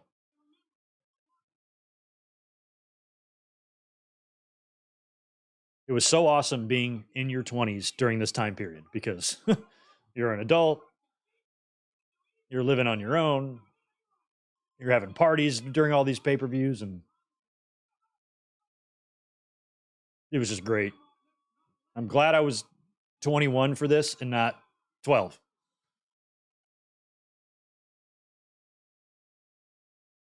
Have to go to school the next day and all that shit. There was no school for Greg after this. School's out and has been out ever since. I haven't been inside of a classroom since 1996, and I'm so happy. After I gave that college thing a try, I'm like, nah, not for me. Let's just find a different way to make money.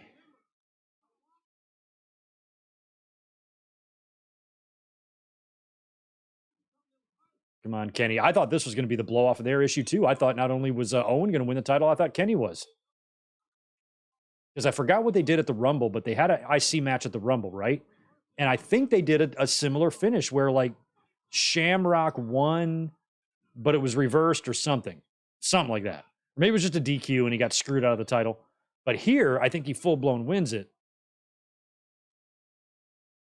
Rock's busted open already. Shamrock with a nice early tater tot on the Rock. Napoleon, give me some of your tots. No, get your own.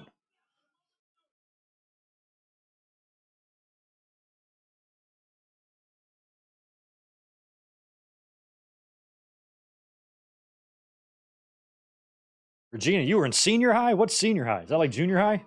Only for seniors? Yeah, Juliet, I've done Unforgiven 98. Did that one last year. What else? And then they did we've done some backlashes. We did the backlash where Rock won the title against Triple H. We've done that one. You know, I don't know if we've done a Backlash 2004, but that could be a good one since we watched WrestleMania 20. But I feel like we've done Backlash 2004. If we haven't, that might be a good one to do. We've done Backlash 2002, Hogan and Triple H. We've done that one. One pay-per-view I know for a fact we're doing in May is Judgment Day 2003 because we've never watched that, and I was there. It's a show that I don't think about very often, but I was there. That was in, I want to say Charlotte. Might have been Greensboro, but I think it was Charlotte. Is where we were for that one. That was like Nash and Triple H, I think, was in the main event on that one. Or one of the main events. All that powder. Y'all didn't have a broom? There's not a broom. You got cookie sheets under the ring, but no broom. Strange priorities. You know what you need in a wrestling match is a frying pan. But let's not put a broom under there or anything else that might straighten up the ringside area because that would just be crazy. Oh, Shamrock, you dumb shit. Another one. Well, Shamrock, you kind of deserve that because that was pretty stupid. Rock selling the kick out.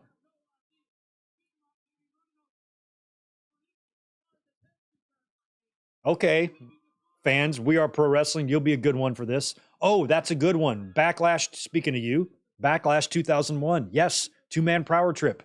Brothers of Destruction for all the belts. We're doing it. Not sure which week in April we're doing it, but we're doing it. That's on the list for sure. 03, Backlash might be good. Ryan. We can do some backlashes. Let's do 2 backlashes. That might be fun. Give me a WCW one. There might not be any good Spring Stampedes or Slamborees.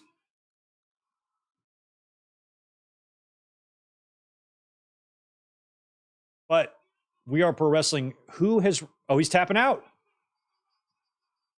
Now, why does this get reversed? Maybe he doesn't...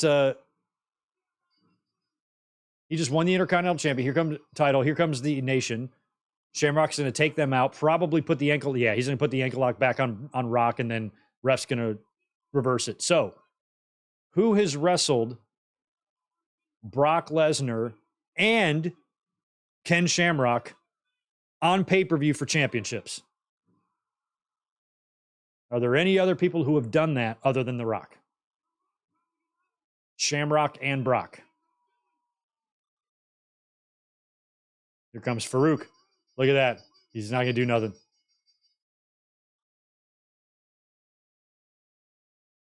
That I'm pretty sure the blood on Rock is unintentional blood, but it really works out well.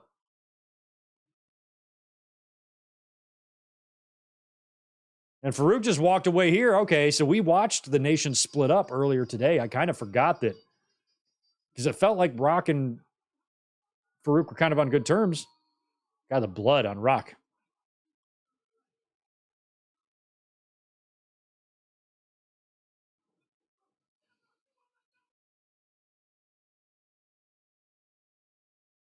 Yeah, I think Rock might be it, man. Look at that referee. He looks like John Cena. These are not officials. These are trained bump takers. Look at them. Let's see if we can recognize any of them. Who are they? Who are these extras? These are all, is that Stevie Richards? No. Oh, there goes one guy. A couple of Boston Mass indie workers there getting their asses kicked. Victor, appreciate that $5. This is going to get Shamrock disqualified because Pat Patterson's in the ring too. With Backlash going to be in Providence, in PR. Puerto Rico. I'm like, what the fuck? What is PR? Providence. Backlash is going to be in Providence, Puerto Rico, guys. Bad Bunny's going to be there. It's going to be great. Everybody head to Rhode Island. You'll love it. But we could do a watch along of New Year Revolution 05 since that was the last pay-per-view. I kind of forgot about that pay-per-view completely. I don't even know what's on it. That's a good idea. It still ties in well because it's a Puerto Rico show, even though it's not January. That's not a bad idea. It's an idea, and that's what we need, Victor.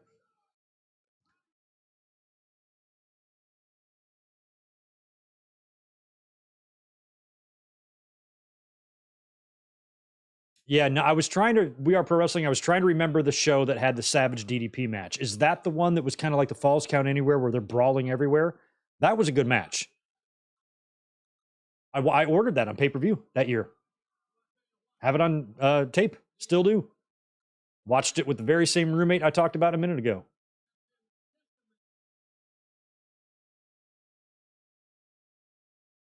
I like that idea. Flair and Steamboat 94 is a pretty good idea too.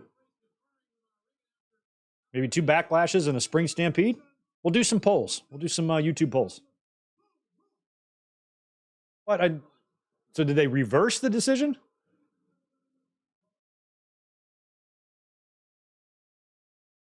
That's crazy.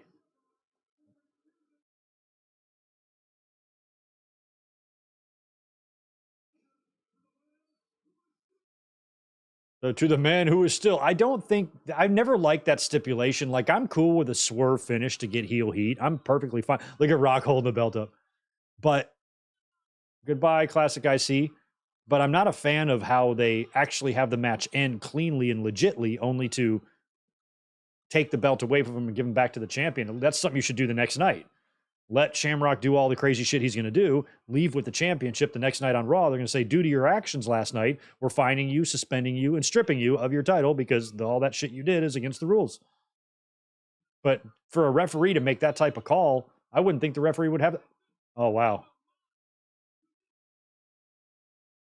A lot of blood on the Rock. I don't know if he bit his tongue or what he did there, but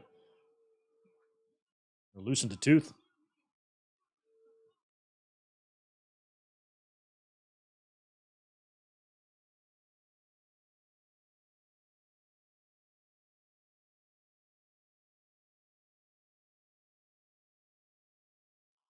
The fact that it would take Shamrock another 6 months, I think he would win the title, right? He'd win it.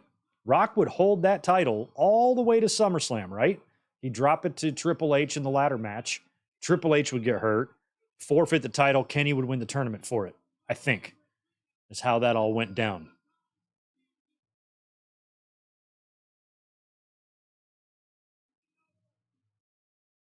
I liked Shamrock. I liked having him on our side in WWE, like going up against WCW. I'm like, there ain't nobody on that roster that could whip his ass. I mean, it was all about that to me, you know. Like I laugh how I give so much shit to the tribal idiots, you know. I was never, even at my worst, I was never as tribal as fans are today. But I definitely was Team WWE. That was a given. I see the silliness a little bit in that now, but even when I was like that, I was never like making shit up to hate WCW. I would always acknowledge when they were doing good. As a matter of fact, I'd buy their pay-per-views because I was interested to see what happened. I just didn't. I just hated him as a company because Bischoff was such a wormy little fucking twat, and it drove me so nuts. But I wasn't going to bullshit myself into saying, "Oh, this stuff's bad." Sometimes they did some good stuff. They did good enough to make me buy their shows. I'm not going to rob myself of a good time just because I'm a biased dick. And that's what you see now. So I'd like to think I was a little more rational than the modern fan is today, but I still had some tribalism to me. Okay, here come the, should we call this number 1-800-222-5158? Vining? I thought it said Viking. Vining. Dumpster match. So this was that's one of the cleanest dumpsters I've ever seen. That is a brand spanking new, never been used dumpster. That's nice. Like every dumpster that I've had outside of any restaurant I've ever managed or been a part of, those things are foul. And they stink.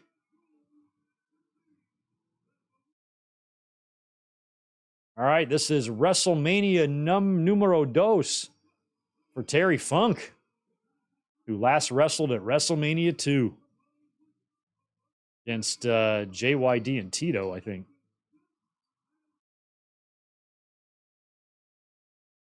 Oh, that was so great. Yeah, this match was set up due to that spot there.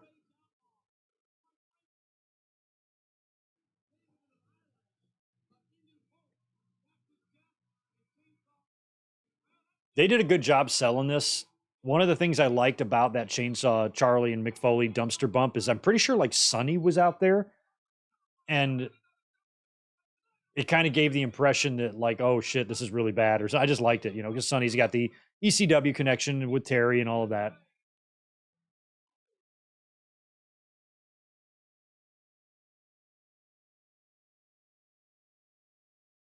Yeah, I enjoyed ECW as well. I bought their pay-per-views. Looking back, I don't know how I afforded it. I mean, I was doing okay. I had a job and everything and making money, but to be able to blow that kind of money on a monthly basis, sometimes ordering 2 pay-per-views. I mean, rent was dirt cheap back then, but shit, I wasn't making much money. I figured out a way to do it though. I got myself to those shows, I bought those tickets, and I was able to travel. I still laugh, like, how the hell did I do that? Knowing how much money I spend now when I go to a show and stuff, I'm like, how did I do that when I was broke? I found a way. I persevered.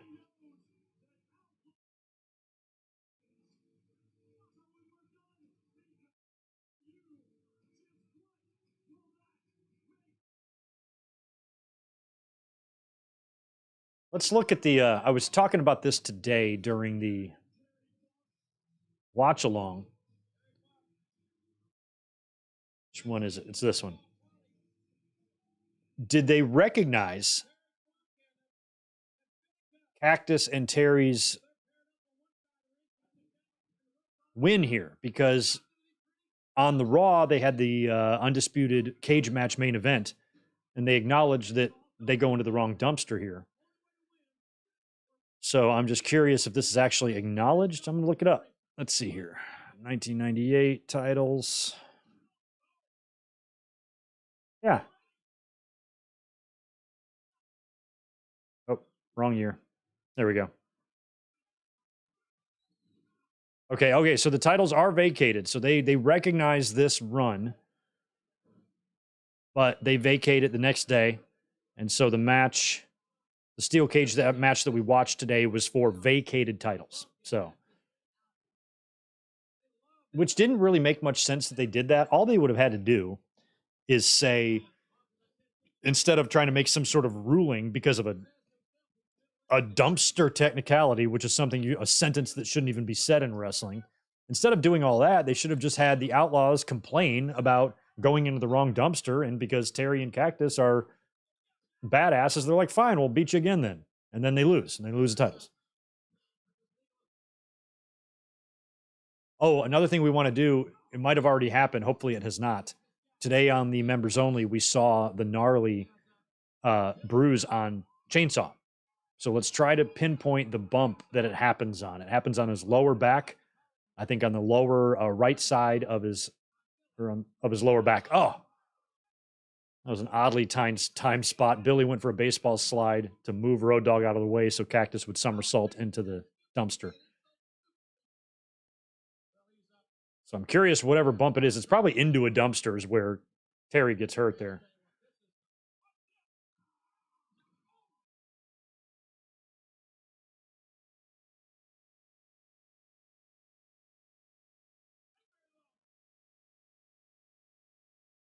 Oh, Funk's in there now. It's half over.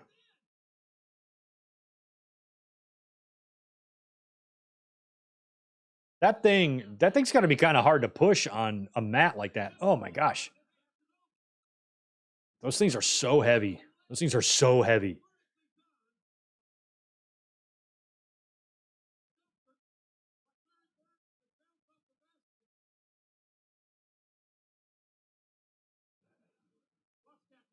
I remember when I was first starting in restaurants and I was paying my dues, if you would.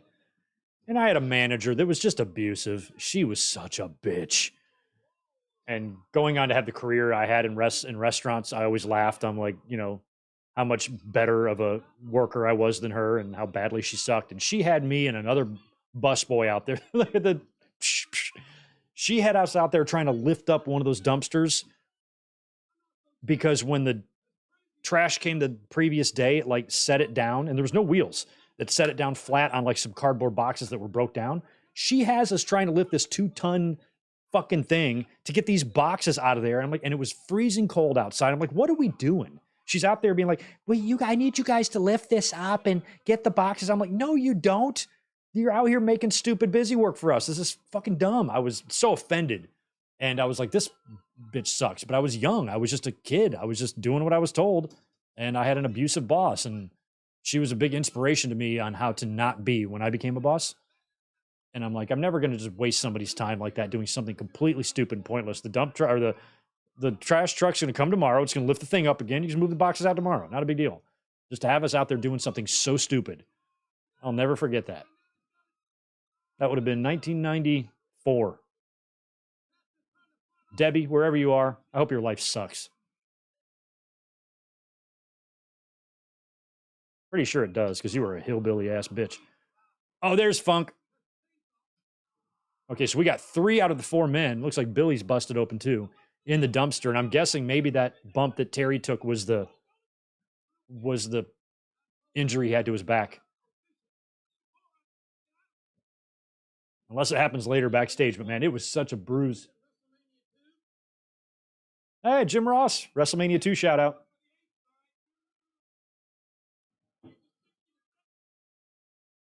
Okay, so he must have landed on something in there because he landed in there pretty flat. I mean, I just thought it would be cardboard to cushion the fall, but maybe there's actual stuff. Yeah, Funk's moving pretty slowly. Indicates that he's might be hurt a bit.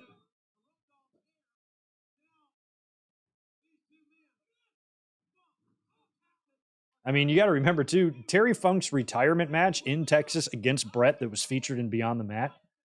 That was like 6 months before this. He was already back.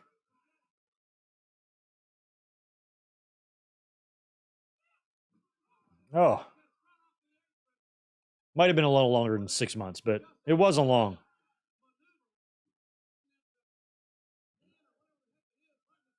It's a cookie sheet. You got a lead pipe, cookie sheet. Now you have a shovel, but no broom.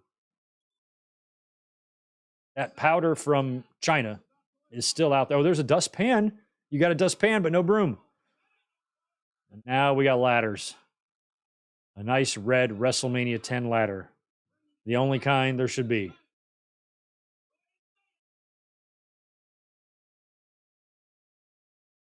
Shout out to Scotland, David. 2:41 a.m. Holy crap. It is 6:41 in the evening here. Yeah, and shout out to you East Coasters. Thank you to all of you who stay up with me weekly on the East Coast. But this is really the earliest I can really come up to do these things. So this time works best for me. Excuse my language, mama. Here's the spot. I love the spot. Right in the dumps.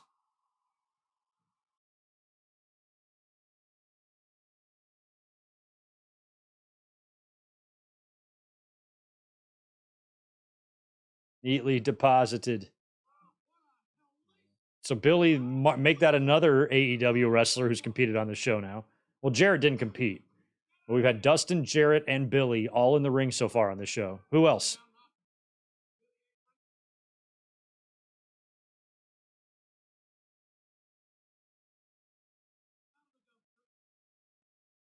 Oh, man. Power bomb. God. I hope they're landing all right in there.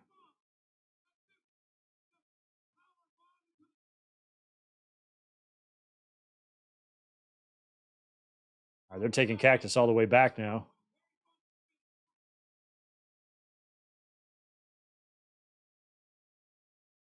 Okay, so what do? They go to the backstage area or something, and then they fall in a dumpster in there. But it wasn't the right dumpster. Am I hearing that right? Not the right dumpster.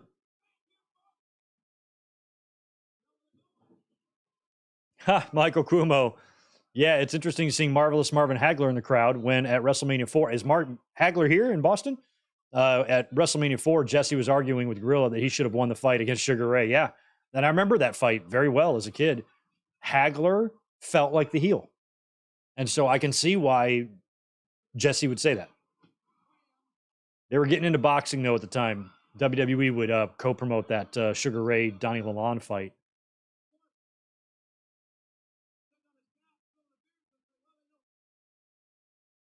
They know how to fall. And I'm not on my couch, JR. I'm on my chair. So, oh, there we go. More hotel pans, water pitchers, speed racks. Christ. Everything a growing kitchen needs. Little soup pot there to put in a steamer. I know all this equipment. Oh, you got the big giant Powerades. Either that or there's a race of giants, very thirsty giants, lumbering around the Boston area. I wasn't aware that Boston had a giant problem.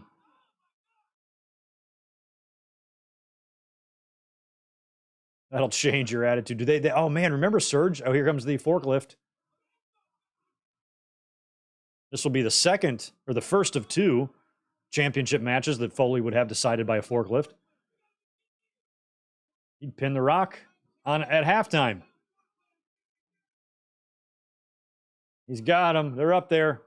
There they go. You're going to let Terry Funk operate heavy machinery, and there's another dumpster right in there. That counts.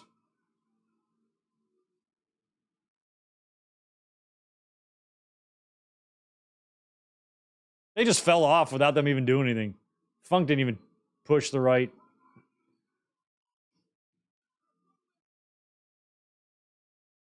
And that's it. Terry, don't kill anybody, please. Why is he even trying to do? What is he doing? Yeah, Terry Funk driving anything, much less a forklift or anything with a lever. Oh, he put it on top to close it. Smart. Yeah, how would you get out of that? They're strong enough. They could bend that plastic. New tag team champions. Oh, wow. Look at Terry's back. God damn. Oh, that's so horrible. I would not even be able to move after taking a bump like that if that's what it did to your back. And they would show a close up of it on Raw that we saw today where they're rubbing some shit on it. But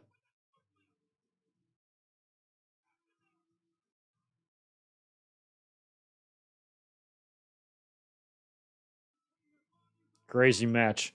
Oh, Jim Ross, you haven't seen a match like that before? Well, just wait a couple more months. Something's going to happen to the King of the Ring that's going to make you poo yourself. All right, Undertaker and Kane. It's time for that.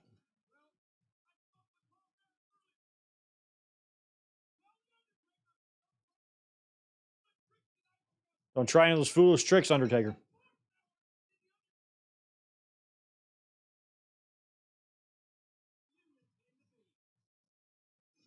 All right. All right, family reunion. While they're showing this video package, Sunday tradition. Elizabeth leaves for work here. I'm going to run out there and just tell her goodbye. I'll be back in 2 seconds.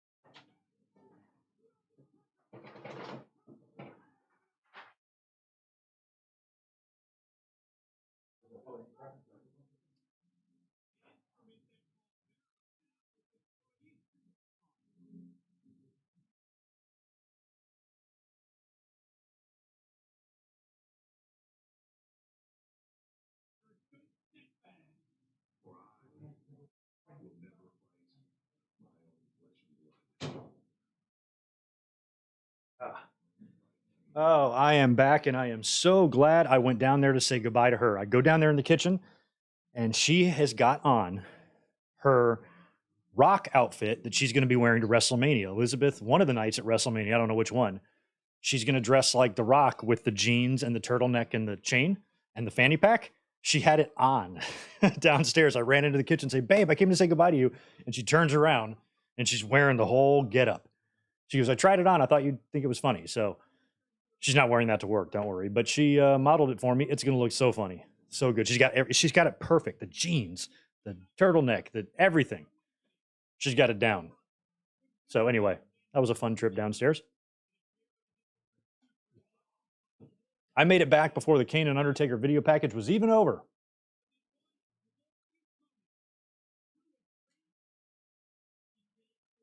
What a story. Story gets a little weird. I'm gonna say it's the greatest story WWE's ever told in terms of the longevity of it and the nature and level of the two characters. But the story itself is fucking stupid. I mean, at least here it's just in the realm of soap opera. Brother, long lost brother you thought was dead, comes back to life, he hates you and wants revenge, whatever. That's at least somewhat plausible. Not even plausible, really, but within the boundaries of what you would see in movies and TV and stuff. But then when it's like they couldn't decide what they were doing, then all of a sudden Paul Bearer is Kane's dad now. They never said that ever, never even made that implication or anything until after the fact. Bringing the dead in, then revealing that Undertaker killed the parents and he meant to do it and he tried to kill Kane, like all that stuff. That's when it started to lose me. And I'm like, they don't need to do all that. I liked the core story that you could have just built around that instead of trying to change the story as you went along. And that's why I don't think the storytelling of Undertaker as Kane or Undertaker and Kane is as good as the idea of the story. Kane was a heel, Undertaker was a heel. Then Undertaker and Paul Bearer would reunite against Kane. Like, what the fuck is going on here? Like, none of that made any sense. Yeah, and Paul Bearer flip flopped 100 times. Taker to Kane, back to Taker, back to Kane, back to Taker. I think he was with both men 3 times each. I think We Are Pro Wrestling might know the answer on that, but crazy.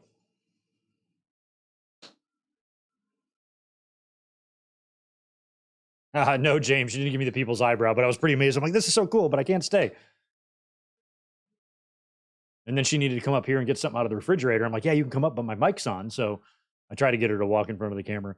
I also think that she'll join me for a watch along for members only. We'll do that. We'll do that this year, maybe this summer.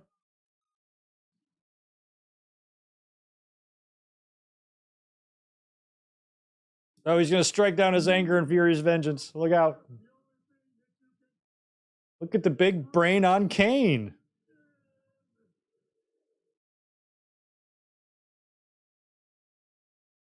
All right.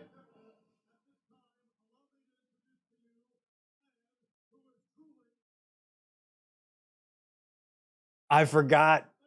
I mean, I know about the Pete Rose and Kane saga, obviously, at WrestleMania, but I kind of forgot that Pete Rose comes out here and heels on Boston.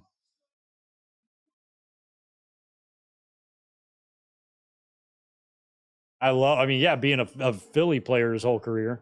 Or Reds. Who did he play for? Reds, yeah. Philly. Why did I think Philly? Maybe he was with Philly a little bit too, I think. Philly and Reds, is that who Pete Rose played for? But shitting on Boston is just hysterical. You got to be wicked smart to do that. My dad used to live on Cape Cod. I've been up to Boston a few times. Cape Cod is one of the most beautiful places I've ever been to, but it's not my favorite part of the country. I don't love it up there. Yeah. There you go, Pete. He's good at it too. Isn't he a natural heel? Couldn't win a World Series. Yeah, they hadn't won one back then. They were still, what, 5, 6 years away from winning one.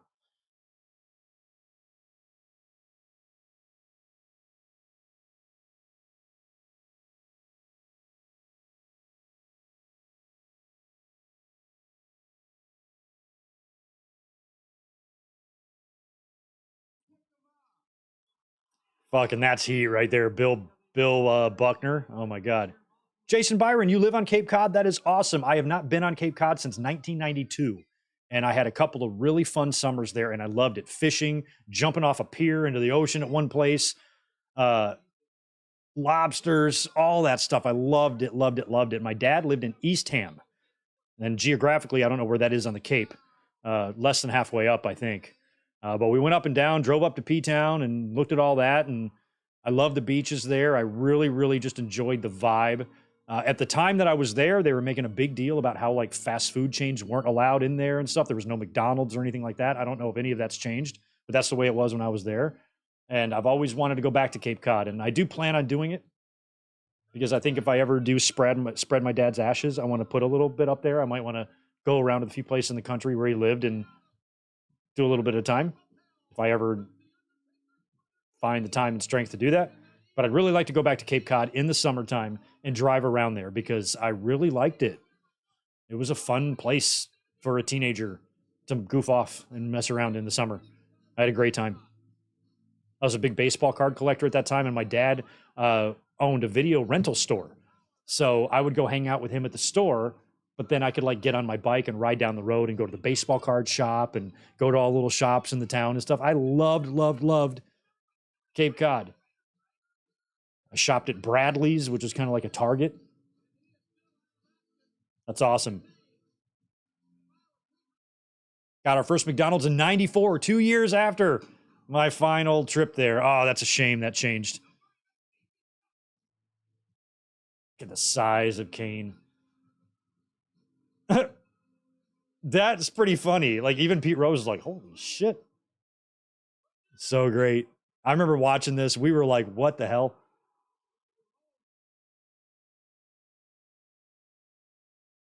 He's going to take a tombstone. Look at Kane getting over as a babyface. Pete Rose taking it. This is so awesome. See, I much preferred Pete Rose getting tombstoned to Jay Leno putting an arm bar on Hulk Hogan. You know what I mean? Like,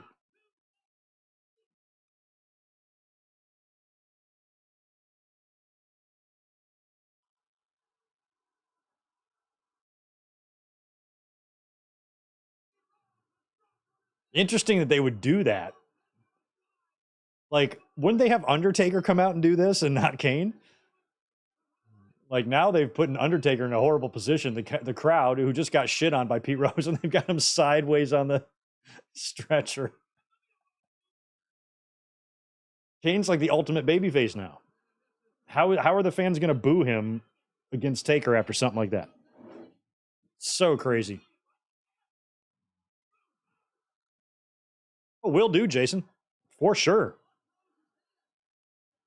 I was fearless back then as a kid. I remember we went to because one thing I liked about the Cape is there was a million lakes, like lakes everywhere. We went to this one lake just to hang out on the little beach and swim a little bit. I would swim all the way out there. I'd swim because I was a great swimmer. I'd swim to the other side of the fucking lake. I didn't care. And I'm swimming it in the middle of the lake. And a turtle, this fucking big, swims right past me.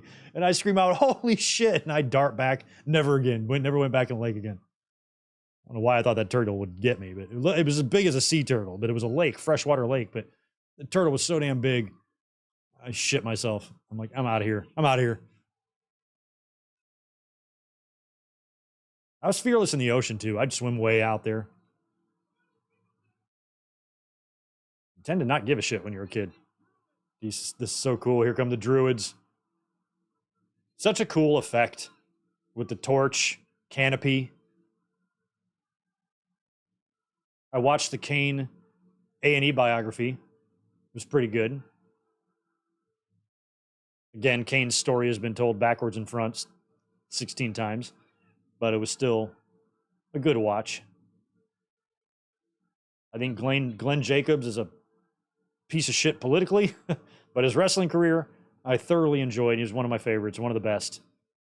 And I'm glad he was able to find a character that worked after the horrendous bad luck that he had of being a dentist.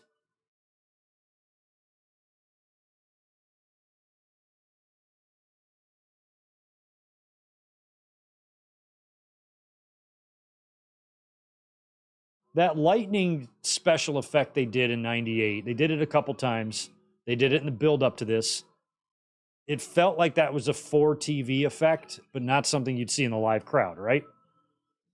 I feel like an idiot for asking that question. I feel like I should know that, but feels like it was a digital effect, not one that you would see in the audience live. But I've never been in the crowd for one of those lightning bolts, so I wouldn't know. The Prince of Darkness. There it is. So great.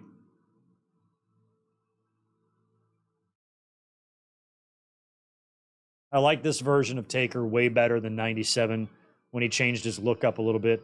I kind of like this Pope look that he had going on with that back of that jacket.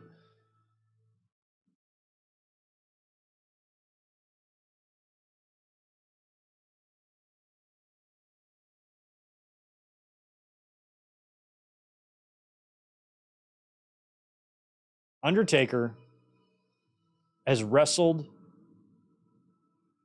him, Glenn Jacobs, is at least 4 characters. I'm pretty sure that Undertaker wrestled him when he was Unabomber, or one of those gimmicks that he had before he came in. And then he would wrestle him as Isaac Yankem. He would wrestle him as Diesel, because I know an Undertaker new Diesel match happened. And then here. That's got to be a first.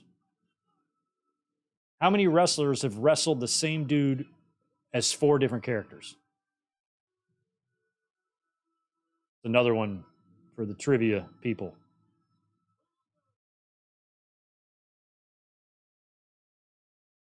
BK Esquire, I am going to be I'm going to be in town for WrestleCon. I'm not going to do Ring of Honor, not going to do the Hall of Fame or SmackDown, and there's a couple of other shows going on that I'm also not going to do. It's just going to be WrestleMania and then WrestleCon during the day, and that's it.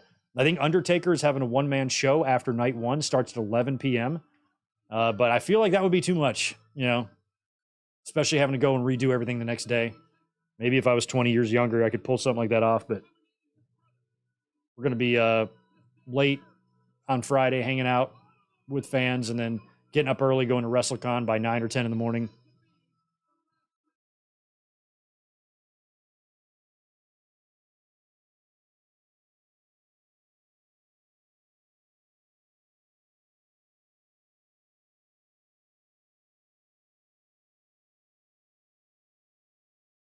No, that's true, Ruben. Somebody's done that with Beefcake since he had 16 gimmicks. Who did we talk about recently?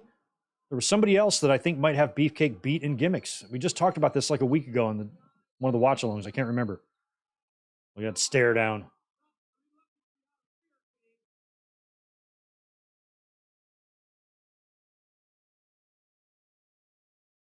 Oh, I think it was Billy Gunn.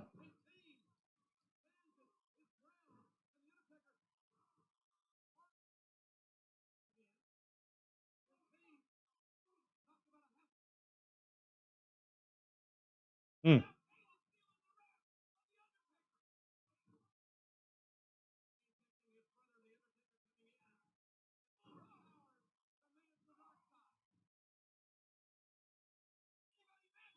That teardrop was so dumb on Undertaker.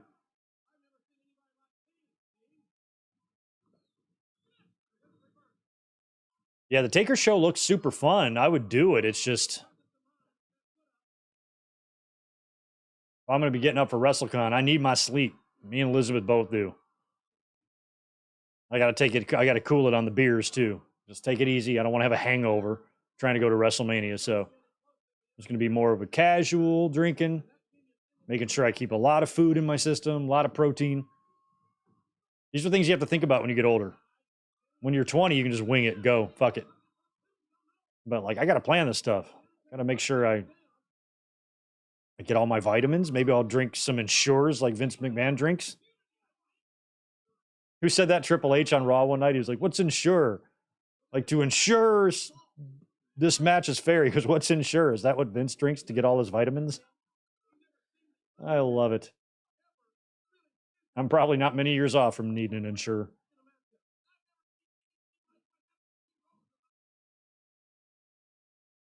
Yeah, Pete Rose getting tombstoned at WrestleMania at the time, I thought it was a pretty big deal. That shit was all over. I mean, right after, Mike Tyson and WWE got all that publicity for Mike Tyson, that Pete Rose shit was all over ESPN that night. I remember seeing it. They showed it on SportsCenter. And by this point in 98, even though WWE was still a couple of TVs away from beating WCW in the ratings, they did not feel like a second rate company anymore. Where maybe at WrestleMania 13 they did. WCW felt a little bigger still in 1997, but by the time we got here to 98, it was way more of an even matchup. And WWE would start to run away with things after a while.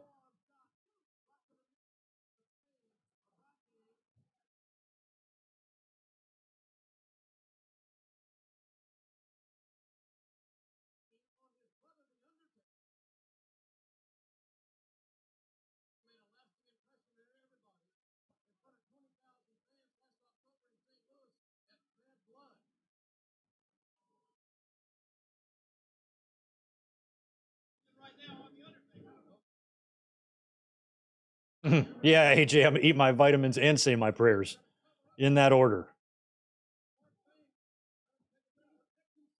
Please, sweet 6 pound, 8 ounce baby Jesus, allow me the strength to get through WrestleMania weekend with WrestleCons and Manias and parking and traffic and hotels and all that stuff.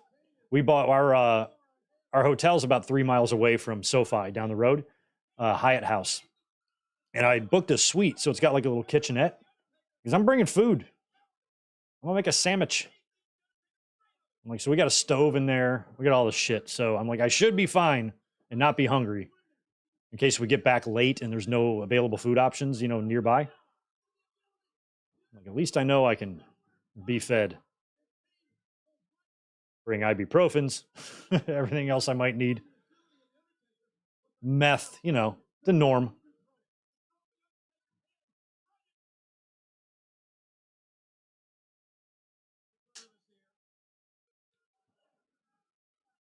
Yeah, LA traffic's not going to be fun because I'm staying more near SoFi in Inglewood, but all the social shit we're going to do, like the hangout on Friday night and WrestleCon is downtown LA, which is about a 20-minute drive from where I'm going to be. So hopefully traffic is not that bad.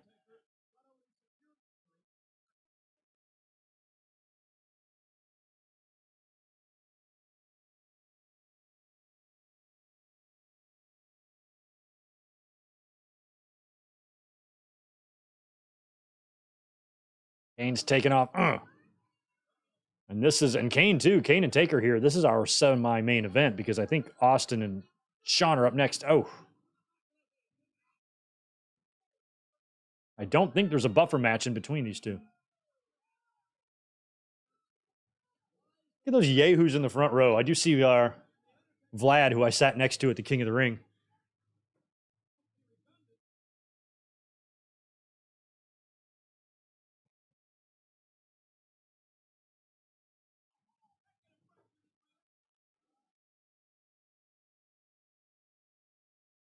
Oh, AJ, I'm glad you're going too. Bro, feel free. Stop by Friday night, Yard House outside of Staples Center. That's what we're going to do. I'm going to put up a post on socials and on YouTube as well on the community tab. By the way, to you guys, thanks for all the engagement on the community tab. I like posting on that thing, and it gets likes and comments and engagement a lot. So you guys vote on the polls. That's really cool. So I'm going to keep utilizing that.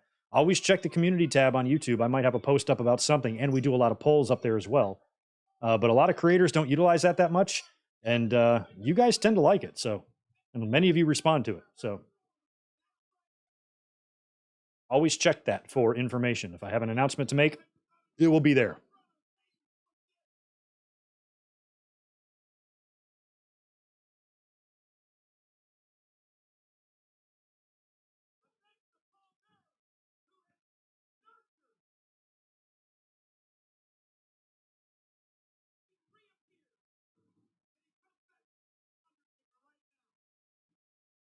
I forgot they were going to do a documentary, or they might have done one on him.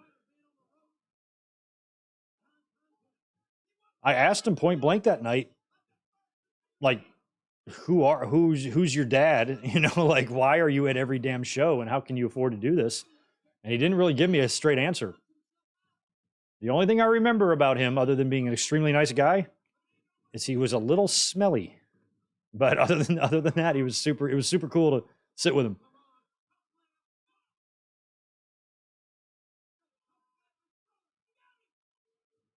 No way, not gonna beat Taker with one. Look at Paul Bear. Paul Bear. You were way too confident about that. This is a man you used to manage for many years.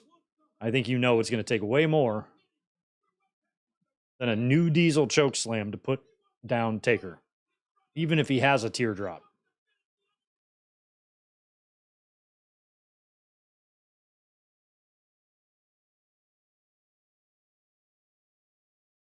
I always like Paul Bear, but there's a shoot interview that exists with Paul Bear and Jim Cornette, like an ROH shoot interview. And it's pretty funny. They tell stories, but even the nicest people who are respected, you know, Southern people are just racist, you know, like everybody I've ever met, like always speaks well of Percy Pringle and everything, you know, but he said a couple of things in that interview and I'm like, God damn, that's fucking racist. And I know one of them, he talked about, you know, why don't you go into one of the 7-Elevens and talk to one of them Arabs or something, or just whatever he said was just like, God damn. Like, Jesus. I'm like, what is it about hillbillies that makes them think that way? It's the craziest thing. But I always liked Paul Bear, but it turned me off because there was a couple times in that interview where I'm like, for real, dude? I mean, they're just shooting the shit and having a good time, but come on.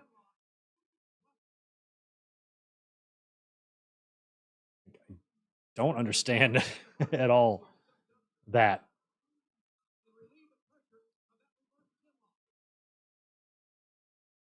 From Alabama, who, by the way, got defeated by San Diego State the other day. SDSU won today, too. They're in the Final Four. Yeah, Ben, there are some stories in that. I have that shoot interview. I've got a ton of shoot interviews. I recently posted a picture of all of them on Twitter. Just a screenshot of my hard drive.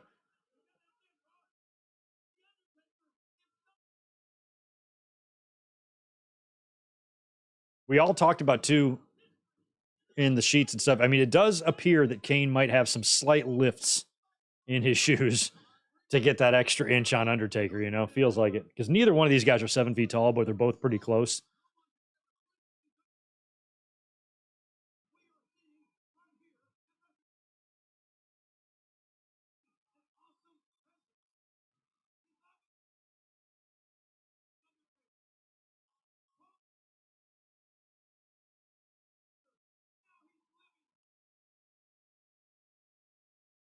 Nice Raul Cardona sign. That's Matt Cardona's cousin.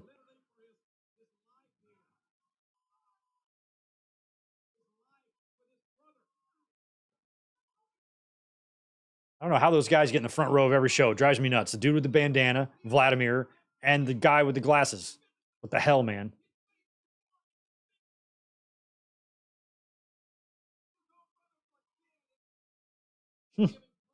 He left his own brother for dead in a fire.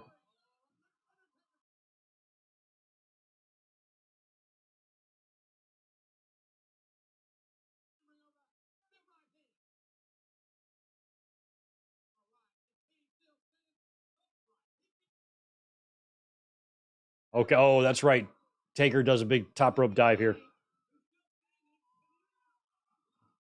Wow, back then the announce desks were way closer to the ring. You can never do that dive now and hit the announce desk. You have to go off the top rope to make that happen. And even then, it's a stretch.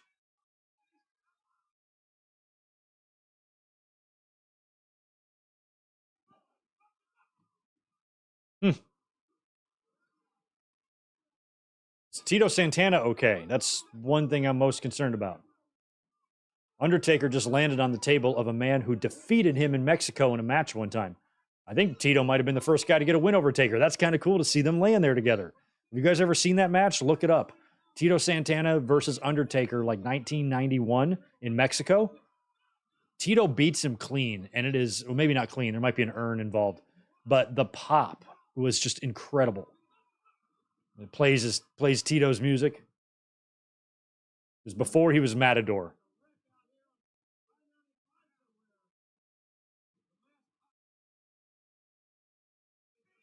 Now Kane's on the top rope. I always appreciated both of these guys' ability to fly in the air. You never saw Sid do this shit. Or Nash.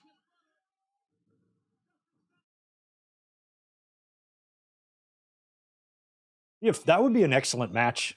I mean, it wouldn't be a good match physically to watch, but on paper, it's a great match. Sid and Kevin Nash against the Brothers of Destruction. 4 7-footers. I'm going Brothers of Destruction on that one.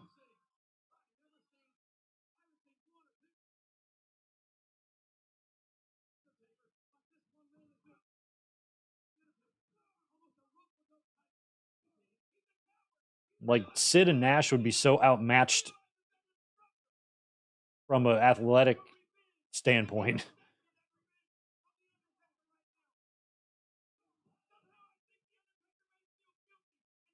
Oh, he won in I thought it was Mexico. He won in Spain. I'm sorry. I was thinking the reason it got such a big ovation is because it happened in Mexico. Spain. Thank you.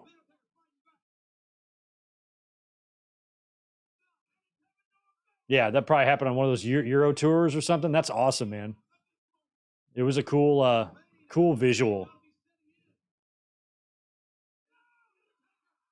Okay, this might be one of like a bunch of tombstones. Nope. First, tombstone.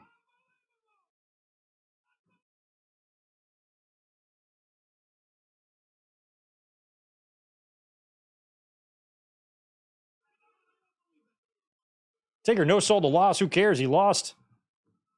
He got pinned. He went down for 1, 2, 3. He can do whatever he wants after that.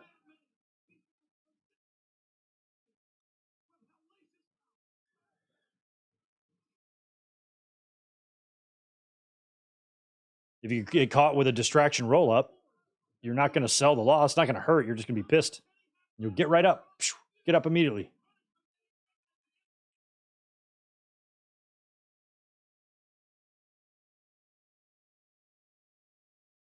Ooh, Undertaker peppering him.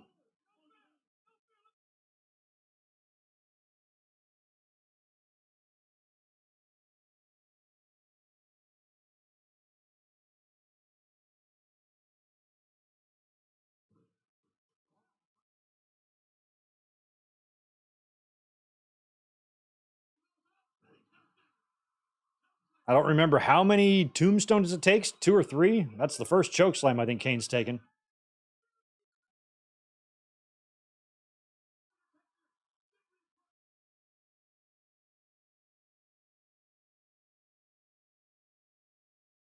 Oh, That one was sideways.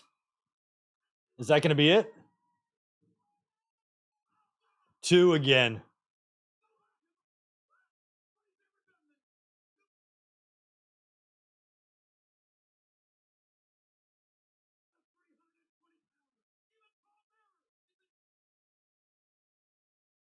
I mean, and Kane looks so much bigger too. Like he put on so much weight from his Yankum days. I mean, maybe not so much, but he was just bigger. That 2?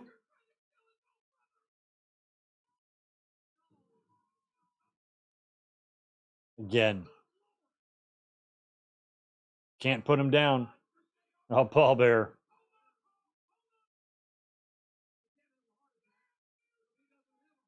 He can't have a heart attack because he doesn't have a heart.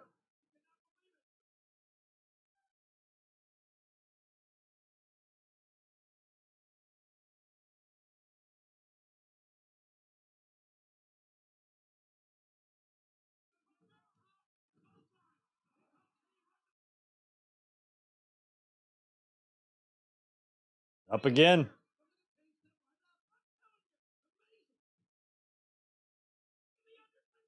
It's the final one. This will be number 3. This is definitely it. It's probably the best one of all of them that he hit. Was the third one. He's gonna hook the leg. He's gonna hook the leg.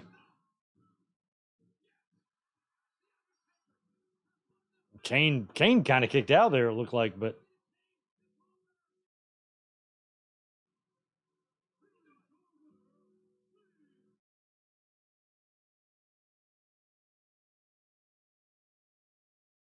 look at Paul Bear trying to attack Undertaker.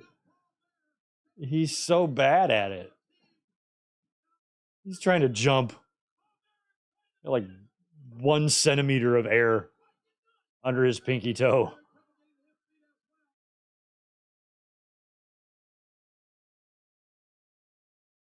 Paul Bear, are you like really that stupid? There you go. He's down. Roll your ass out of there.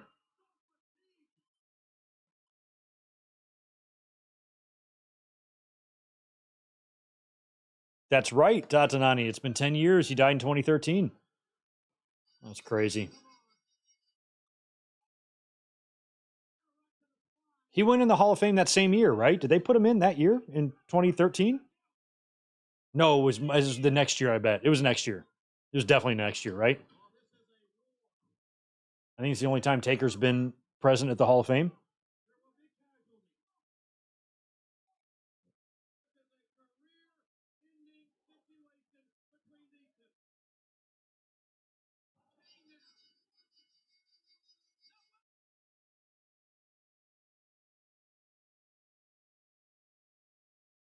Hmm.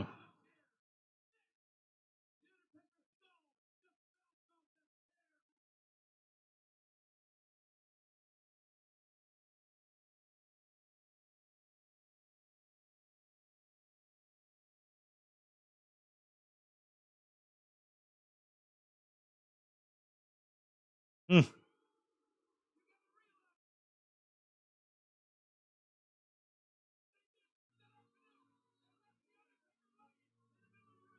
I'm trying to remember. What did we see from them today?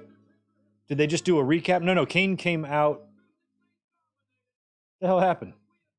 Or no, they came out. Oh, Kane and Paul Bear came out to the stage when they were setting up the cage. That's right.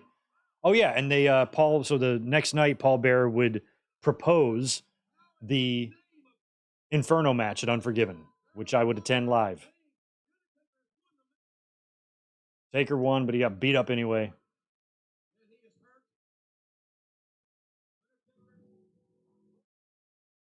Oh yeah, Jay, you're preaching to the choir on that one. Nostalgia can hit hard, and it's sad that we can't change the past or a lot of what ifs. That's true, but nostalgia is bittersweet because it's fun to relive these moments. But whenever I do it, I can like almost place myself back there, and I'm like, how cool it would be to go back for a day or go back in general. They were great times.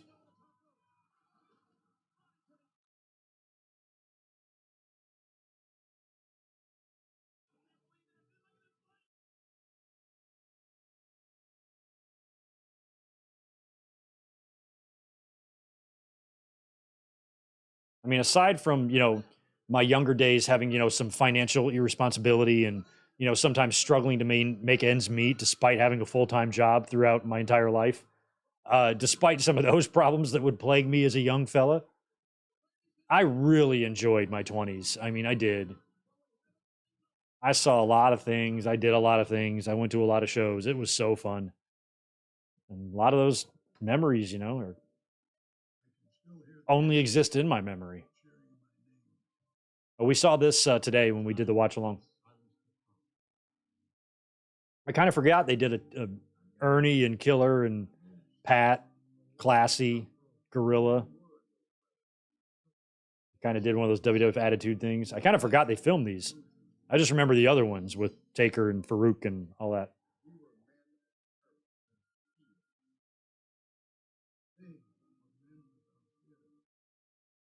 Oh, I didn't even know one. Well, maybe I forgot, Michael. I didn't know one of Paul Bearer's sons had passed away.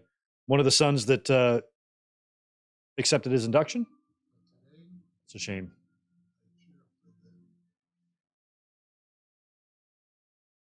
Bill Moody, right? It's Paul Bearer's name.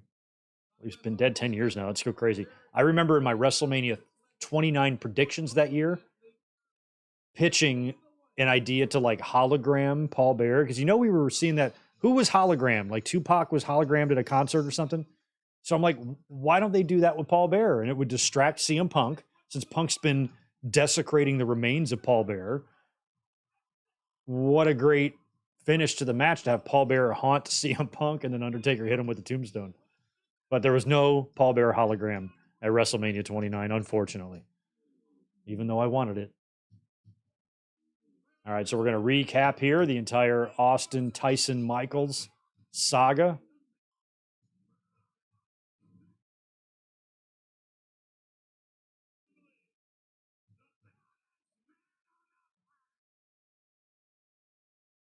I don't think Mike Tyson was as bad in 98 as he was in 88 or 89.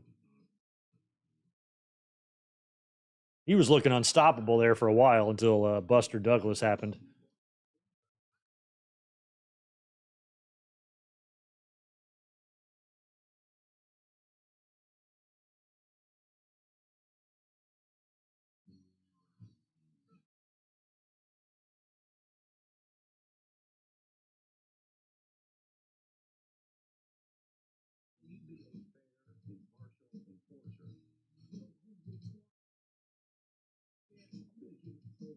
You better get with the program, man. I cannot believe a guy that tough has got a voice like that. It just always made me laugh. I'm like, what irony? Getting your ass kicked by a dude. Sounds like Michael Jackson. Hysterical. Hysterical.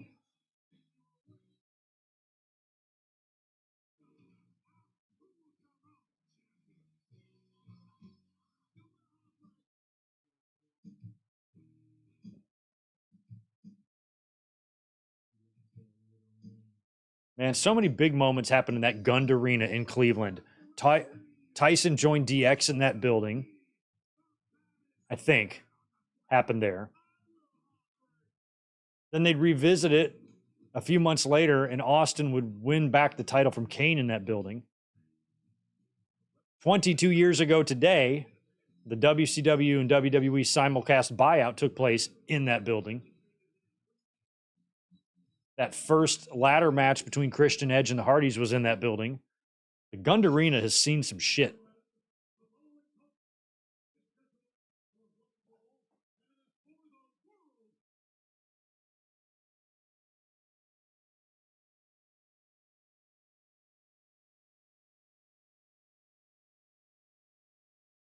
Here he comes.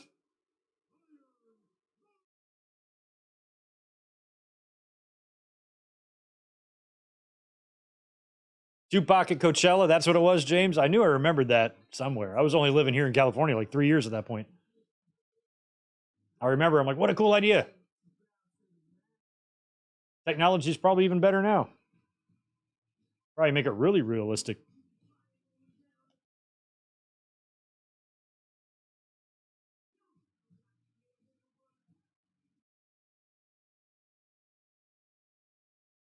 Whoever's singing this, I guess it's the DX band guy. It sounds like Jay, like from Jay and Silent Bob, Jason Mewes. See what it sounds like.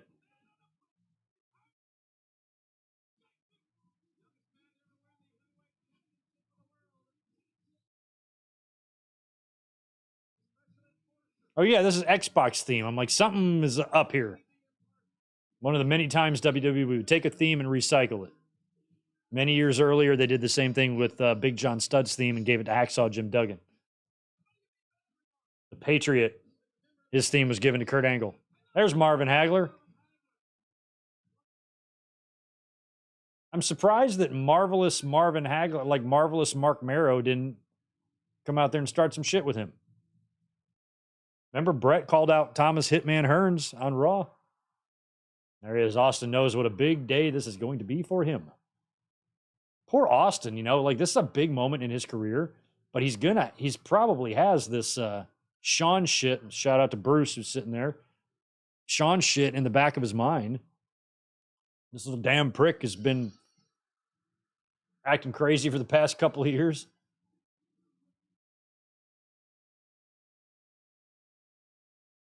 Here he comes. Everybody knew it.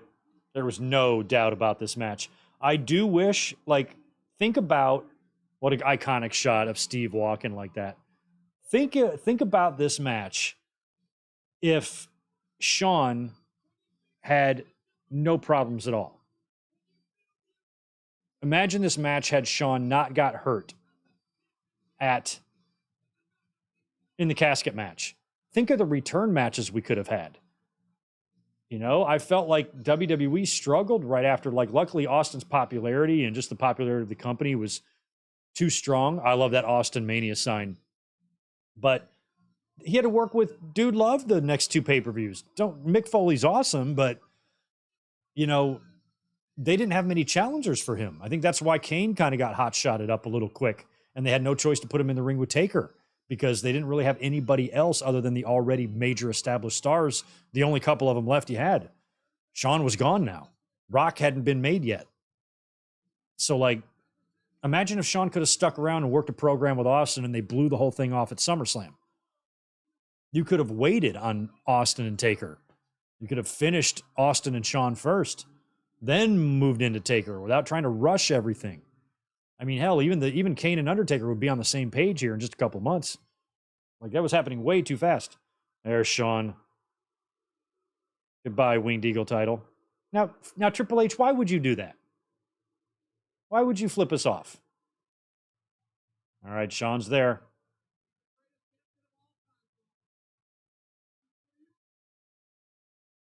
This is for you, Earl. Earl was out with an aneurysm. And he was not able to ref this match. So that was nice of Sean to dedicate the match to Earl. And who would referee Sean's return match in SummerSlam 2002 against Triple H? Earl. Remember he hugged him after the match? Stone Cold, 10X. Thanks for 5 more tonight, man. You've been the man. You know what? I'll allow you to love this entrance. No problem. I mean, I guess it's not bad, but I like the regular sounding shit over this. Even like years later when Triple H would come out to Motorhead, I just like the regular Motorhead song over the speakers more than the live version. WrestleMania 21, right? And 17. This is pretty cool. Sean on stage with them. This is Sean's first time in the ring since Royal Rumble. He's been hurt all this time. He was going to have to take time off here to get surgery. And I think WWE always assumed that he would be back, even teasing as much the next night when Triple H would talk about him dropping the ball and all that. That DX WWF VHS tape, I've got it back there somewhere that they released. They do a bit where they're like in the production truck with Michael Cole goofing off, and like the phone rings. Michael Cole's like, hello. And he's like, oh, it's Shawn Michaels. It's for you. Like, why would Shawn call the production truck? And Shawn's not even on TV. And Triple H takes the phone and hangs it up. And he goes, you fucking idiot. Like, they were setting the table for Shawn coming back as a babyface to take on the new leader of DX, Triple H. Sean would come back and join commentary a couple months later as a babyface, remember? But it took him 4 years to get back. And he still had a couple of more years of demons to shake out. I mean, that was 98. He didn't shake out all of his demons until 3 years later, until 2001 when they finally fired him, basically. And then he found the baby Jesus, and everything's been fine since. All right, Austin. Look at that. Look how young Austin is. Homeboy was 34 years old at the time, probably. Everybody wins the title when they're 34, so I'm going to assume that Austin's 34 here.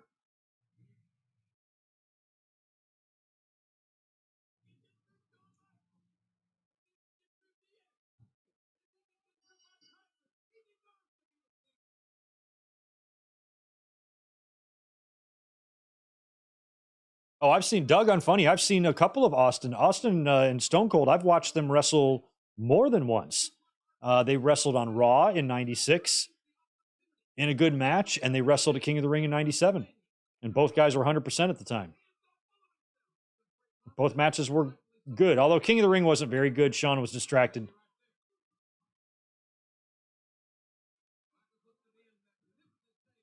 These guys were tag team champions the previous year together. Props to Sean for getting in shape and doing this, considering his mental situation at the time. This is a guy that's already been accused more than once of not wanting to do jobs and drop titles.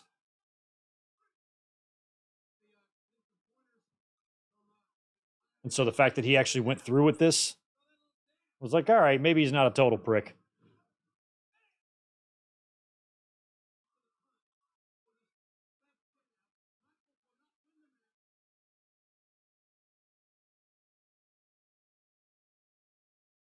Sean's definitely quicker.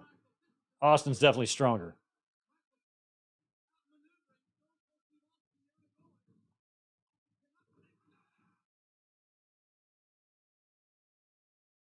I mean, Sean is moving pretty good here. You know he's in pain, but he's not moving like Owen was. Oh, now we got to see his ass. That's nice. Oh, Sean is a mess right now.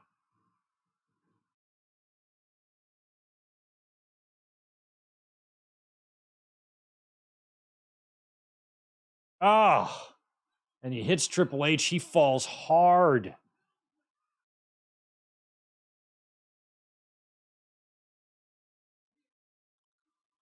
I mean, that was a bump by Sean right there. Yeah, Helms even being out there, he must get thrown out or something. Wait, where the hell is Mike Tyson?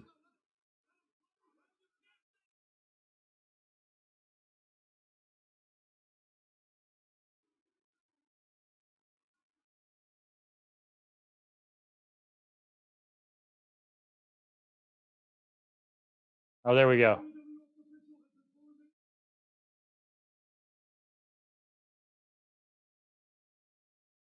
I kind of forgot they threw that in. I'm glad they had the announcer or Howard announce this instead of just doing the get out of here thing.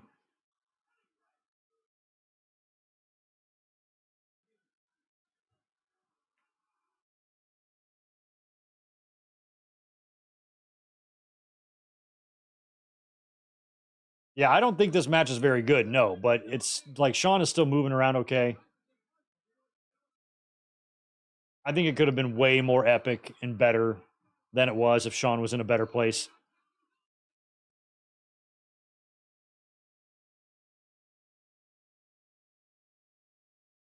Up Sean's going for the drum set. He might want to rock out. Dale Doback style. Boats and hose.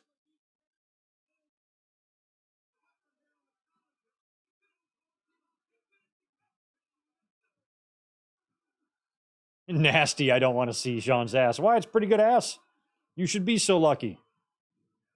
We should all be so lucky to have a sweet, sweet, luscious booty like Shawn Michaels. I mean, I kind of do, but I don't know about y'all.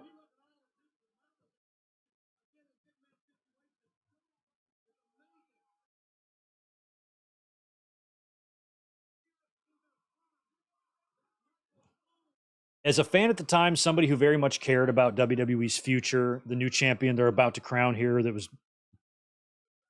painfully obvious. I just wanted to get the match done, and I just wanted Shawn to make it and make the match good. It was about getting it done for me. Like, look at Shawn. He hops up on that top rope pretty good there.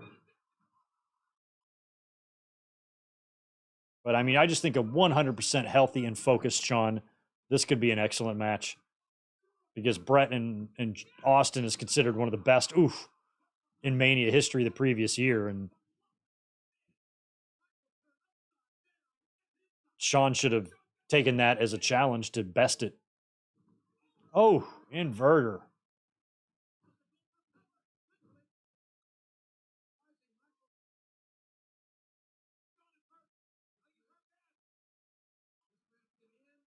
Oh.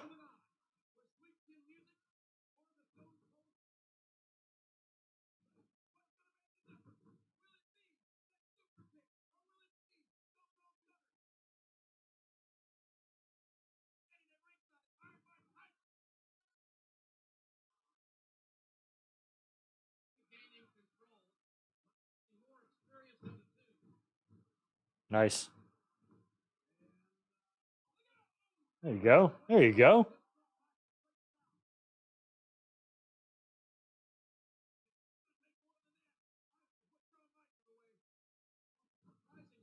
I do not know how to describe what I'm about to say. But have you ever watched a pay-per-view or specifically a WrestleMania where even that was a pretty good bump too. Where even though you're watching the same arena and the same ring that every other match happened in, they seem like different rings. Like, do you know this phenomenon I speak of? Like, it's easy in some WrestleManias, like WrestleMania 3, where half the show is dark and half the show is light. It feels like two different venues. But it happens sometimes in normal shows. Like, this ring to me doesn't look like the same one that the Battle Royal was in. But that's just how Greg's brain works.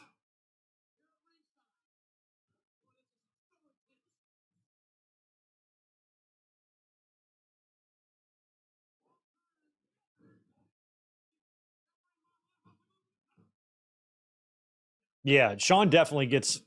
He felt like he was starting strong, but he was starting hot. He took that top rope bump over the top rope, so you know as the match progresses, even though if they shot him up with cortisone and painkillers or whatever they did to him, you can see it on his face in that one specific grimace when he's climbing to do the elbow later.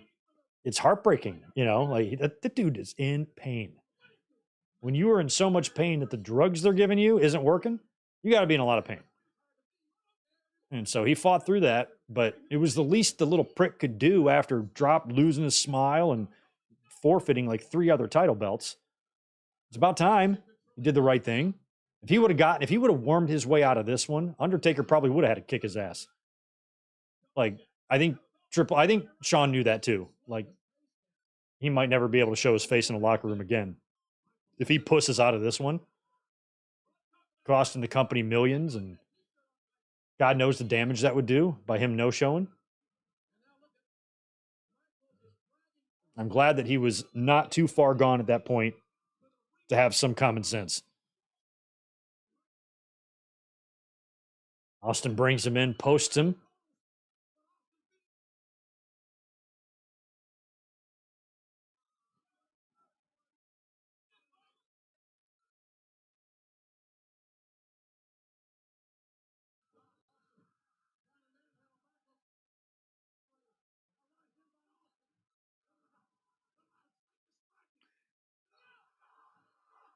Oh, yeah, James. It's something like that. Just makes it feel a little bit different, but I felt that at a lot of pay-per-views.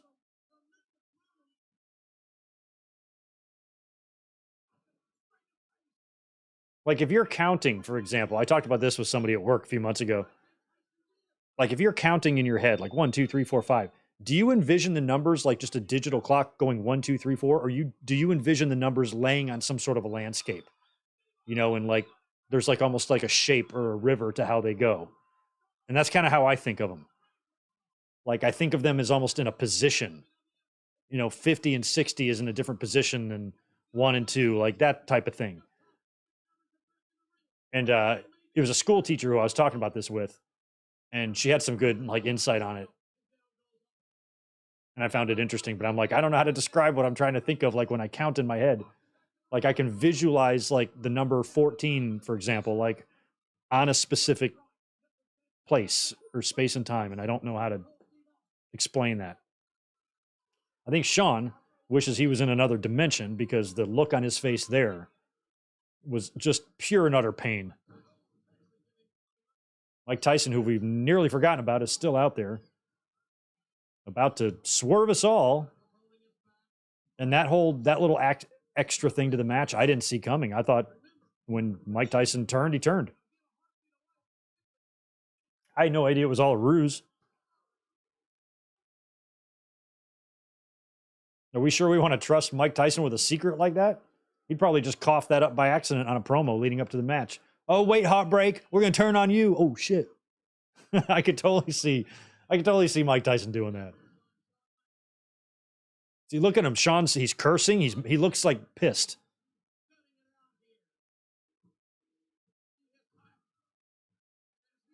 Yeah, look at his face. Look at the man's face.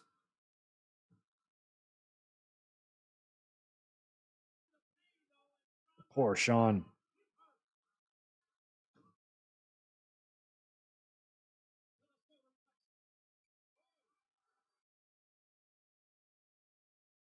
Double bird. Austin's, look at him. He's just perched. 3-point stance. Fists and fire.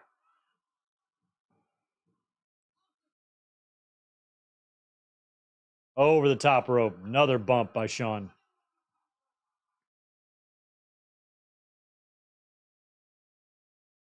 Hey, if we can get those likes as high as the audience number, that would be super. Hit the like before the show's over. Thanks.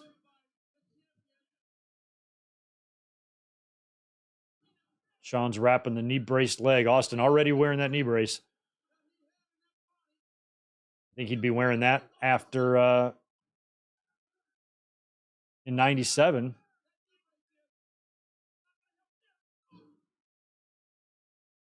When he tweaked it up, I think prior to WrestleMania 13.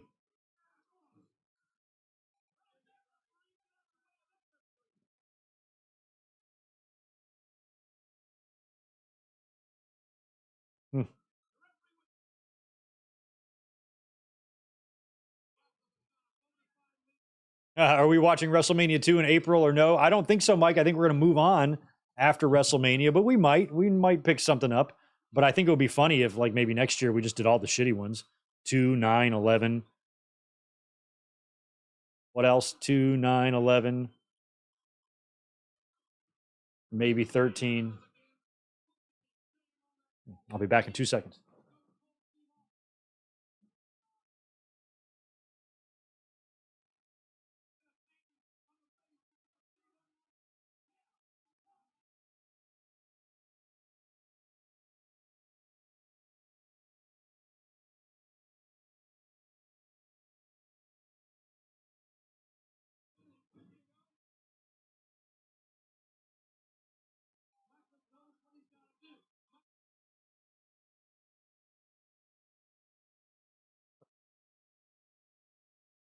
Mike Tyson's trying to tease getting involved. Sorry, I just had to go turn the light off over there. It was bothering me.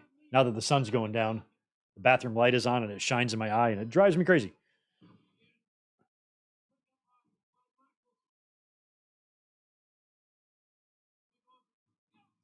Post it again.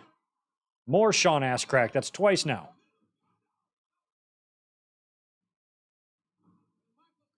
Man, I can't remember the last time I've watched this match in its entirety. Some of these spots I don't even remember.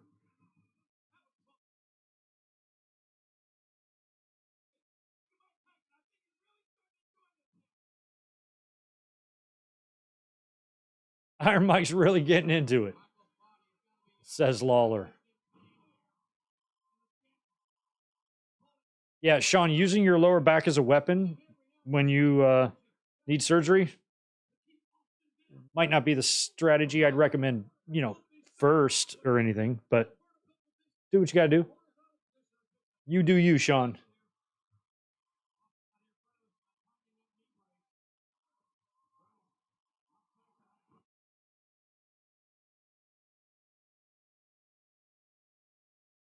Oh, Austin's right in between Lawler and Ross. Who are these two fellas next to Lawler? Just sitting there. Who are they? Are they production dudes? Damn, Tyson. He gave Austin one hell of a wedgie.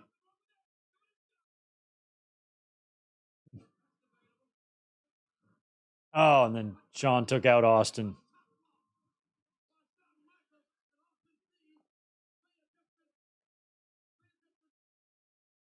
You know, MH Nova, now that WrestleMania is 2 nights, I think doing it in 2 different cities is actually possible. Yeah, they could. They might do that. I could see him doing that.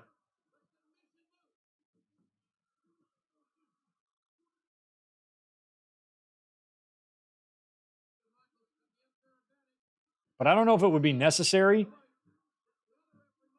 You'd have to have 2 crews, but you could essentially still have the one crew that would just have to fly overnight to whatever your other city is if you did them 2 separate nights. But I think that would be, I think the only way to do a dual city is to do it on the same night, because if you do it on WrestleMania on 2 different nights on opposite sides of the country, I don't know how that would work. But I do feel like they have the technology way better now to pull something like that off than 1986.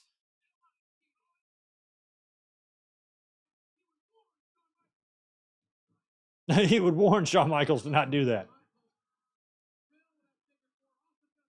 Could you imagine if they actually did try to have Mike as the referee, the in-ring referee for this thing?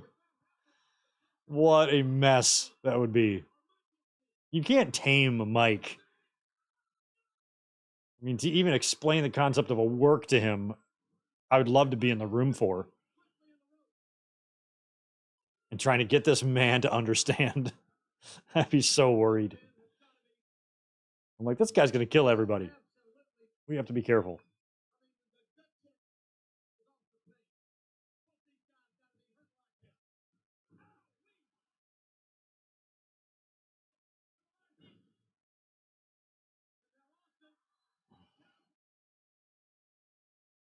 Oh.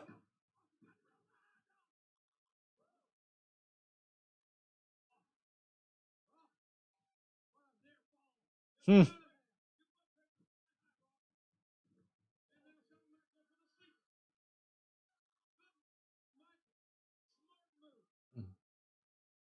Worst wrestler ever on a Mania card, David Sammartino. I'm no David Sammartino fan. I don't know. After 40 years of WrestleManias, is he really the worst? We had Kurgan wrestling on this show here. Oh, there goes a referee. Down. Down goes Kyoto. Ooh. Second time. Third time. Stink face to Mike Kyoto.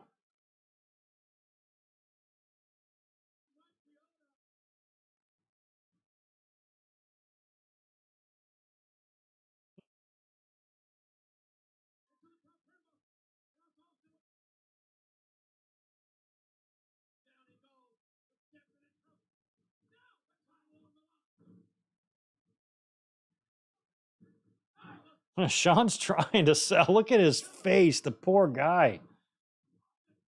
Oh, he looks just. I just hate that Sean wasn't 100%. I just think this match could have been way better. Because you know why? Because Sean would have had to carry it.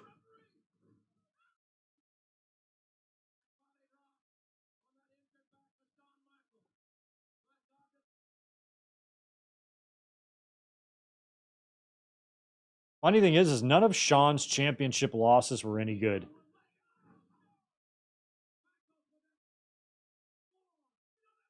I mean, the match with Sid was good in terms of the reaction it got in Madison Square Garden, but the match itself wasn't that great.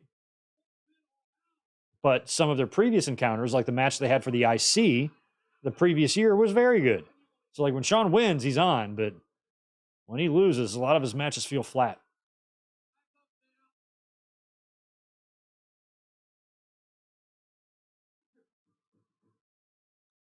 To the top. I mean, the look on his face, the way he put his head on the turnbuckle like that.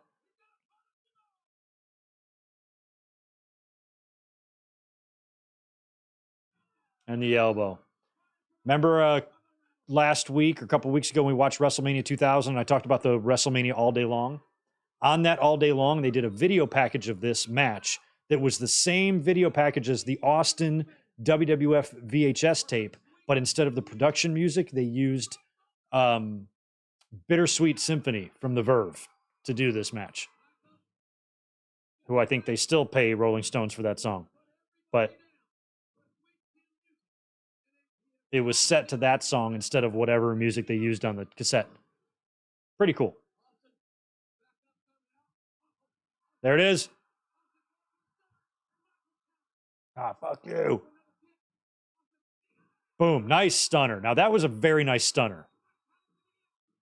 Very fast 3 count, which I didn't like. I wish it was a little bit more dramatic. And Austin wins. But that stunner was perfection. The way he spun Shawn around, kicked him, hit him so quickly like that. Shawn sold it. For any other flaws in this match, at least the finish was executed well. The 3 count wasn't executed that well. Would have been nicer to have a more standard referee count for that. But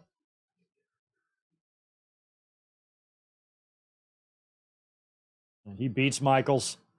And there's that Winged Eagle title. He's now the champ.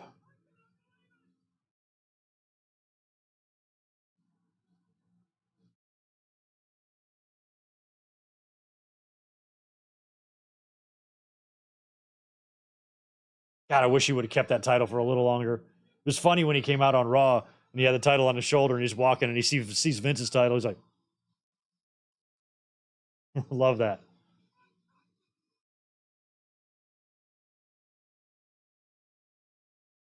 Oh, I thought he was asking for a beer. I'm like, I don't think he was doing the beer thing yet. Maybe he was.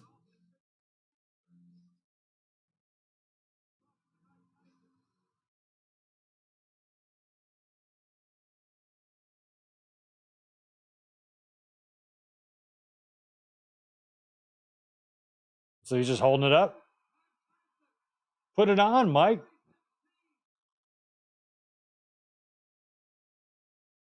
You should have put it on. That would have been so much better. Like the thumbnail of this video is DX shirt wearing Tyson celebrating with Austin. I'm like, he should have put that shirt on. And then Michael sees him with the shirt, and then you do the punch.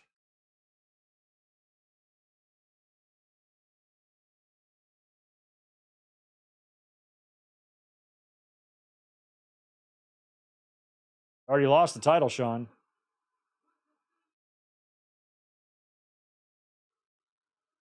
Surprised Shawn was cool doing this spot, too.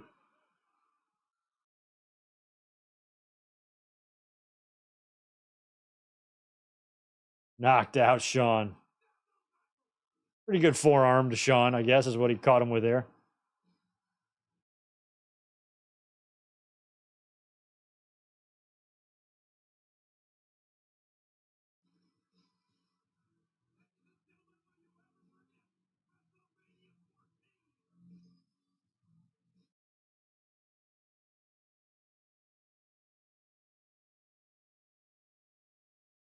Now, I think they lay the shirt on him, right?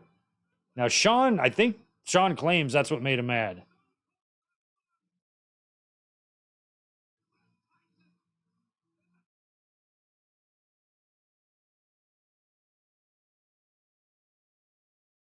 Who was coming? Was that Vince came out to the ring? No, that's not him.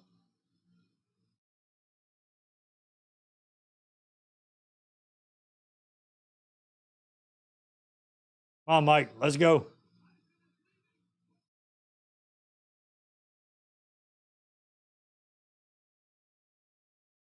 Shawn is buried in the Austin 316 shirt. Maybe they shouldn't have done that. Maybe that was too much. Shawn already had to put up with a lot for a guy with his fucking attitude. How mad and pissed off he is all the time. Oh, that must be Mike's family or something. One of those guys is heading up the ramp too. I was like, who are those two dudes like literally at ringside, not even behind the barricade, but like sitting next to JR? I think it's Mike's family or friends or something.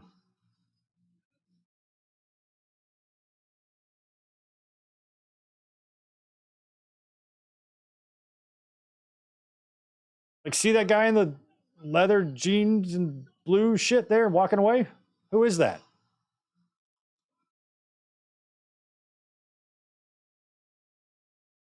Maybe he was a Mike Tyson bodyguard or something. I don't know. I don't know why anybody would jump Mike Tyson and why he would need one, but who knows? Oh, look, we get one of our snazzy post WrestleMania video packages. These are always fun.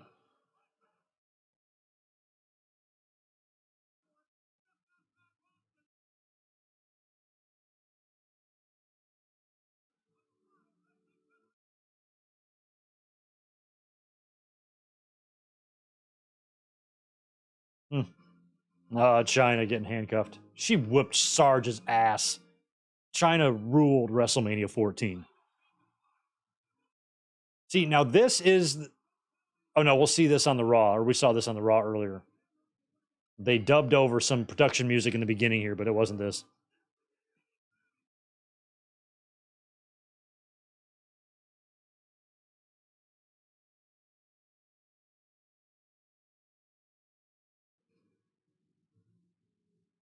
Ooh, Taker and Kane.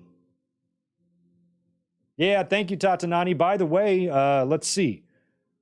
I might be up here tomorrow night for a Raw review. I don't know. I might, just depending on what they've got advertised. A reason to come up here. I am going to be a guest on Just Alex's channel tomorrow. I believe 3 p.m. my time, so that'll be 6 p.m. on the East Coast. He's Central Time, so that's something else. So check out his channel for a time on that. I'll be joining him to preview WrestleMania. If Raw looks decent enough and I don't have too much crazy stuff going on, we'll do a Raw review tomorrow night. Otherwise, I don't plan to be here again until Thursday for predictions, but you're going to get some mic drops or some sort of content on the channel since I'm about to leave for WrestleMania. I want to make sure we've got something up on there before I go and to give you guys some final ways to follow me while I am in LA for the weekend. So yeah, you'll be seeing me soon. You'll see me tomorrow on Alex's channel, and I'll have some content up on the channel this week for sure before we get to Thursday, which will be predictions day. Thursday's predictions video is already up. The link is already up, and you can find that on the channel. Save it for Thursday, and we'll preview the entire card. It'll be a full-blown podcast, kind of like a Winged Eagle, because if there's any other wrestling news going on, and plus the night before will be Dynamite, which I will not be here to watch live. We'll talk about that on Thursday. There is the end. Austin with that Winged Eagle. Y'all want to stay up and watch WrestleMania 15 next? Y'all got 3 more hours in you? Me neither. Today was a long doubleheader, but we got through it. It was a complete success. Thank you so much, guys, for hanging out on this great Sunday. We're almost here, man. Final week into WrestleMania. So like I said, make sure you check me out tomorrow on Just Alex's channel. I'll post some social links tomorrow for that. And we'll be up here Thursday for the predictions. And keep a lookout because I will have a mic drop, something on the channel. Patreon subscribers will get a full unedited version of me reacting to today's Monday Night Raw up on the Patreon channel probably tomorrow. So keep a lookout for that.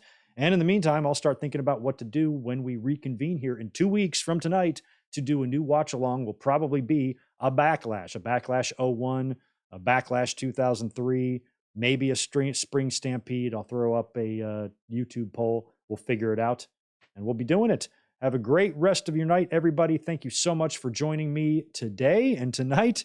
It was a long day, but a fun day. You guys are the best. I will catch you real soon. Enjoy the rest of your Sunday.